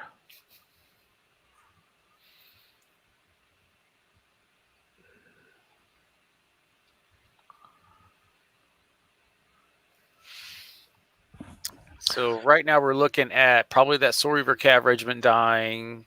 Mm-hmm. That Revenant regiment maybe dying. Maybe. So you have 4s and 2s in the flank and 4s and 4s in the front. let's say 5, and then So 18 on 4s is 9 and 7, and then the other one would be 9 and so 11 maybe 11 or 12. I think is something like that. Somewhere around the 11 or 12, which I believe they're -17. So -17, correct. the grotesques are brutal, right? So one more. So essentially a 5 twice because of the Pharaoh. Yeah, but I think if I was Rashad at this point, he still has a path to victory, right? Which looks like he's sending the half-breed into the. So they must not be wavered then, because he couldn't do this charge if they were not wavered. So it's a double charge then? I'm guessing. The wavered must have been he put it out there, but then they realized he had rally, I guess, right? One of the special characters had rally. Yeah. Oh, well, then that's completely different, because when they move sideways after this combat, I wonder, will that right grotesque unit be able to get into the dominate circle? If he rolls probably a 2 or a 3, probably get him fully into the dominate circle.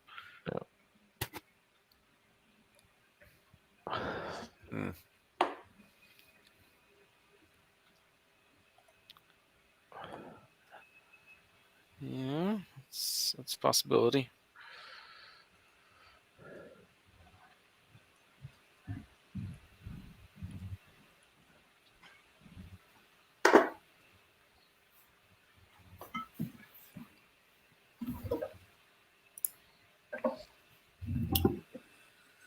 All right.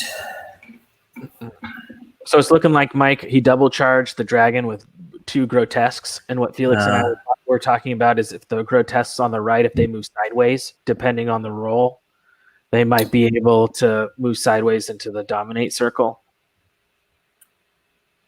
Oh, did he not get those soul reavers just now? He's still moving, I think, at this point. Or no, I think he just rolled. Oh no, he didn't roll well. Yeah, I mean, again, just I guess for points wise, it matters, but for gameplay wise, right? Yeah. So they were at hold on, they're at 6. R4, 7, 8 plus 12 is R4 plus 12 is 12, and then what did he have? 3. So they're they're wavering. But they're still alive for purposes of the points. So. Holding on to their 250 something points. Yeah. He really needs a snakes on that dragon. Mm-hmm. That's what he needs. That's not a lot of wounds from the grotesques, though. Right? Only 7 hits.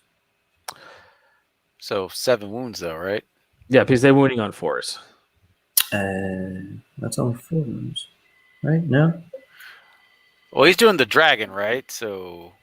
Oh yeah, the dragon is wounding on 2s. Right. So, okay. So that's why it's 7. Oh, that's right. The dragon is 9 in the flank, 18, not 10. I was expecting 20 for that, but that's not him. Okay. Vicious. So 1 more from Vicious, and then dragon will be hindered, so he'll be 18 on 4s and 2s. Well, they're both 18, so it's like I'm confused. Yeah. I'm too drunk to taste this chicken. It's that wounding on 2s with Vicious, man. It's just so good. Yeah. You mean ridiculous? Is that what you're trying to say? I think. Yeah. Ridiculous. I won't be made to look ridiculous. Redonkulous.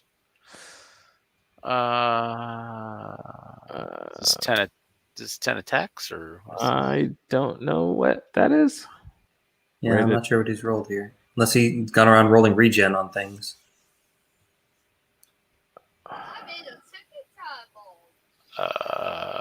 Maybe that's what that was. Is it a regen roll? I'm not sure where that. What are you doing? What are you doing? Missed that one. Because I don't think anything has 5 attacks, so I'm guessing that was a regen roll that he forgot to do because he didn't move anything. He just countercharged stuff. But what had 10 wounds? I can't think of what had 10 damage on it. Okay, here's the dragon. Oof. Yeah. So that should be 12 hits and wounding on 2s. Just Vicious. Bye-bye. Dios. Bye-bye. Sure. So basically just looking at snakes twice now. Even Jarvis is within 9, 3, 6, 9. So still inspired, but that's still a shit ton of wounds. yeah, that's still plenty because Revenants are -17 and a regiment. Like that's really good, but that's still a lot of wounds. Just taking a dragon in the flank that has vicious to mitigate the possibility of like a flub, That's Yeah. 14 That's- damage plus brutal. It literally is snakes 15. twice. So it is snakes twice. Yep. Ugh. And there they go. They're dead. Oh, Gross. that's too All bad. right. So I that hate definitely abyssal dwarves. puts John up on unit strength in the middle. Mm-hmm. 4 to 3 right now. 4 to 3, and we'll see if he can get this dragon. He doesn't really need to do anything else other than not lose those grotesques or his dragon in a bottom of 6. And there's is really not nothing likely. threatening them. Yeah, there's really nothing threatening them right now. Right. So this is going to be what the half breed on the mummy on the flying pharaoh. Yes, because he's got duelist, right? Yeah. Yeah. So 9 hits and 8 wounds. Oh, so good. 8 and 8, 16, so that's dead. He needs one more roll though. Mm-hmm. 7. That's a waiver. Yeah, wavered. I'm about to say wavered because aren't they 14, 16? 14, 16, yeah. Yeah. Yeah. We'll just roll it. Roll the 2d6. All right. And I think he just called for the snake rolls on the dragon. Sure. I think so. Yeah. Yeah. Yeah, really not much of anything for Rashad to do at this point. No, really, no. yeah. Just take points back to raise up his +3 or +4 for attrition. But I don't even know if he in a turn 7 if there's anything he could actually kill. No, not with literally one scoring unit in the middle that could actually do anything and hitting on 4s and. I don't think there really is anything that he could put enough damage on to kill. No. Yeah, because I think John just put his one of his grotesque hordes on the left into the middle with a 1-inch overrun, 1-inch forward overrun anyway. So I think even now, if he got super lucky with those revenants and picked up those grotesques they're looking It's at, still he still 4 to would not 3. have a. It's still Yeah. 4 to 3. 4 to 3. And I mean, he'd have to do 12 hits and 12. I mean, it'd be crazy to try to kill those. He would have to shoot with Frank, do 4 wounds, Yeah. then surge them in, And then do like 10, exactly. Right. Another 9 or 10 damage. Well, like I said, it's just he's really kind of going in for points at this point. If he could take out, those points to help push him up a little bit higher in the score. But yeah, it's kind of all over but the shouting at this point. Yep. Yeah, I Very mean, rough. to me, it's like it comes down to those two things, right? Giving up the double flanks on the whites, and then the turn where he snaked the grotesque, followed by 9 regen. Those two things, I think, is really what defined the game. Right. Because he was still in a good position. If he had killed that grotesque horde, Oh, I've been in a great position. would be a different board state right now. All right, because he Yeah, would those have snake had eyes a really frontal don't- charge on that dragon, Yeah. Right. and your frontal charge, it would have been, way better. But having them still around and not dying at all. Whew, yeah. So what happened here? The snake eyes on the grotesques there. How many wounds on the middle grotesques? Shouldn't you know? I don't know. And I really think Um, that taking the revenant and the whites into the grotesques in the woods was the play there. Instead of moving. Well, obviously he must have. I'm really curious to hear what his logic was in moving on those whites onto the hill. If he just didn't see the grotesques in their flank, he's like Yeah. what Matt was I think- saying. The dragon makes sense, right? Because it was further enough away. You can miss that. The grotesque was Right. pretty obvious, so. Right. Yeah, the dragon was only in range by like half an inch, but the grotesques were at maybe a foot. Oh yeah, they Um, were 100% in. Really easy yeah. charge. So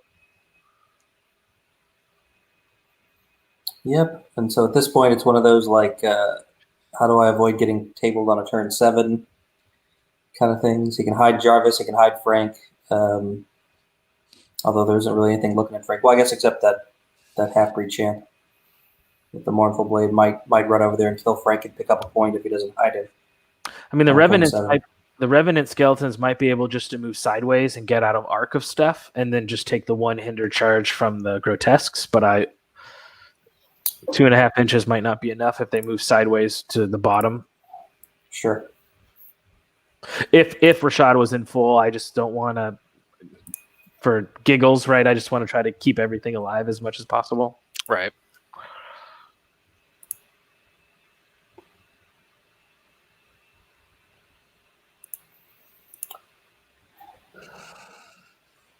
Yeah. So I feel like a couple of turns ago we were talking about how Rashad really should have sent his Rev King on Flying Worm into the flank of those grotesques that are still alive in the middle. Yeah. But I guess in retrospect, since he snaked them, it wouldn't have mattered. No, it ended up being the right play, right? Not to have the not there, but yeah. Well, I mean, honestly, really having that Snake Eyes really just changed everything at this point. So, I mean, it was a three unit strength swing because he ended up losing the Wraiths. But to be fair, moving those whites up as far as he did to give up that double charge. See, to me, that's like Rashad was in the game and in spite of that mistake, but he really shouldn't have even been in that position, honestly. So it's like, even though he got that double ones, which totally sucked, the whites should still have been alive doing things. Right. Right, exactly. So it's one of those, I forgot what they call it, but, that wasn't the cause of this whole downfall for Rashad, but it, the things before it became the downfall. Sure. Like, he should never have been in position to get that Snake Eyes. Like, it really, that white horde should have been around to be able to swing some more wounds into another combat to keep at least that grotesque horde out of the middle, But yeah, just having 2 units to be able to have basically 4 unit strength to converge on that 1 unit and delete 3 unit strength for 4. That definitely, swung things in John's favor, and it was just kind of blech. There's a turn 7 rolled, which is just unnecessary at this point. Yeah, right. So it looks like Rashad had turned these Revenants around and was trying to surge them into the flank of these grotesques, but missed it. Yep. On only 3 inches. Looks like he needed 4 successes out of Surge 8. Out of 8. Yeah. So missed it by 1. It's not a horrible odds, but yeah, it's still not good. It's still still kind of a they might have been hindered though, even when they aligned. Maybe not. It's hard to tell. I'd say they'd been hindered just because mentally moving the thing. And this is the kind of thing where it's like John doesn't need to get finicky here. Just charge him. You know what I mean? Don't try to. Doesn't matter if you kill them. Doesn't matter if you. You still want. Well, it does matter in terms of points for attrition. I mean. But you can fly that dragon unhindered into their rear, just like that. Exactly. Yep. You're really just getting points at this point. There's nothing. The grotesques are going to go into the Pharaoh, finish him off, and then that's pretty much. Well, and he can throw the half-breed that was fighting the Pharaoh into Frank and try to kill him for the extra bonus point. Yeah. So for Sunny, is it how many bonus points you get if you kill the special character? You get 1. So it's a 15. It's a 15, 10, 5. I think. And then you can get up to +5 for attrition, and then you get +1 if you kill their member of the gang. You get +1 if you kill more individuals than your opponent did, and you get +1 if you killed more monsters than your opponent did. Okay, right.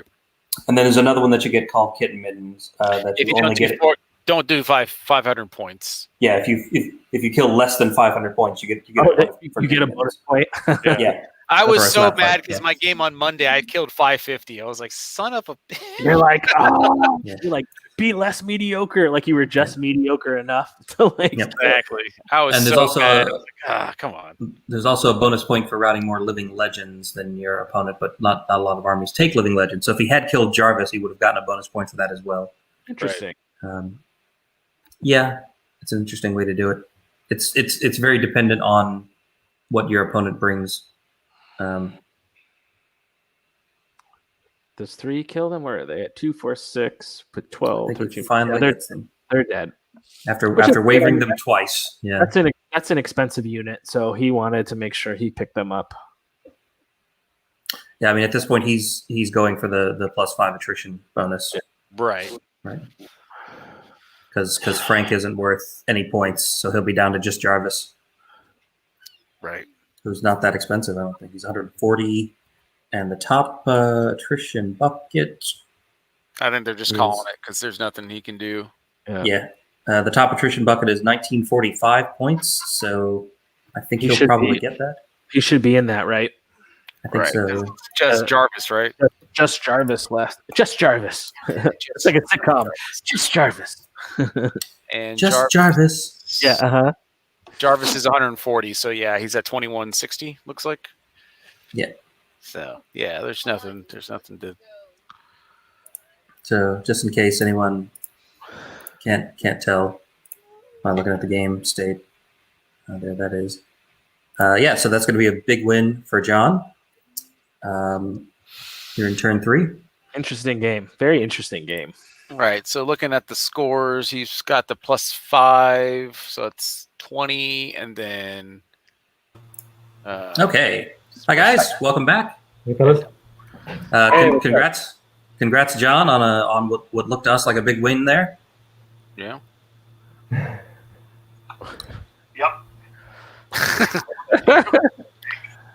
So the first question that we had was definitely for Rashad, and that was when you moved your whites up onto the hill, did you notice either the flank charges that you were setting up there, and like what were you trying to do by moving them up there, because we couldn't tell quite what your plan was. So the plan was, I felt on the right flank I was going to hold them up with the Revenants and the Wraiths behind them.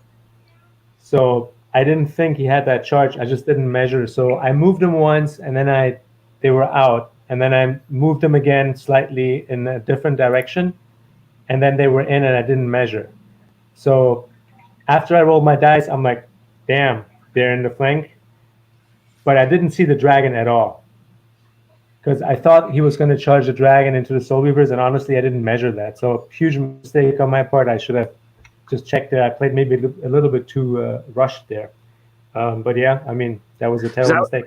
I was thinking, Rashad, maybe at that point you would have charged the grotesques in the forest with the regiment of skeletons and the white horde to just keep them back there and start plinking damage off them.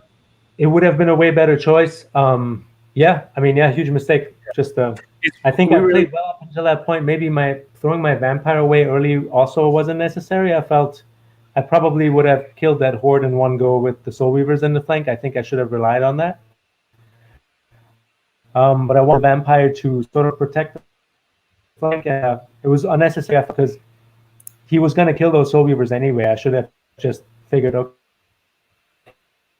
okay, they killed something and they're not going to tap up your position. So his dragon play allowed me to get some charges in the first and second turn, where he couldn't see anything with the dragon. And what was the other question Matt had? Matt had another question before he had to run off. Oh, so Matt was talking about, I mean, obviously it didn't matter in the end because John ended up winning, but why he was so aggressive pushing everything up front in the beginning, because he had all the shooting. I mean, Rashad had like no shooting, and John could have just peppered him with mortars for the longest time. Like why he pushed up so aggressively with his units. That's what Matt was wondering. Well, I mean, the army's built to fight more than it's built to shoot. I usually look for maybe 2, maybe at most 3 rounds of shooting. Mm-hmm. What I got, and then people overcommit to those mortars, because he charged the dragon and there was 2 turns with the Pharaoh. But I'm generally pretty aggressive, especially when I have my screens up. Yeah. Okay.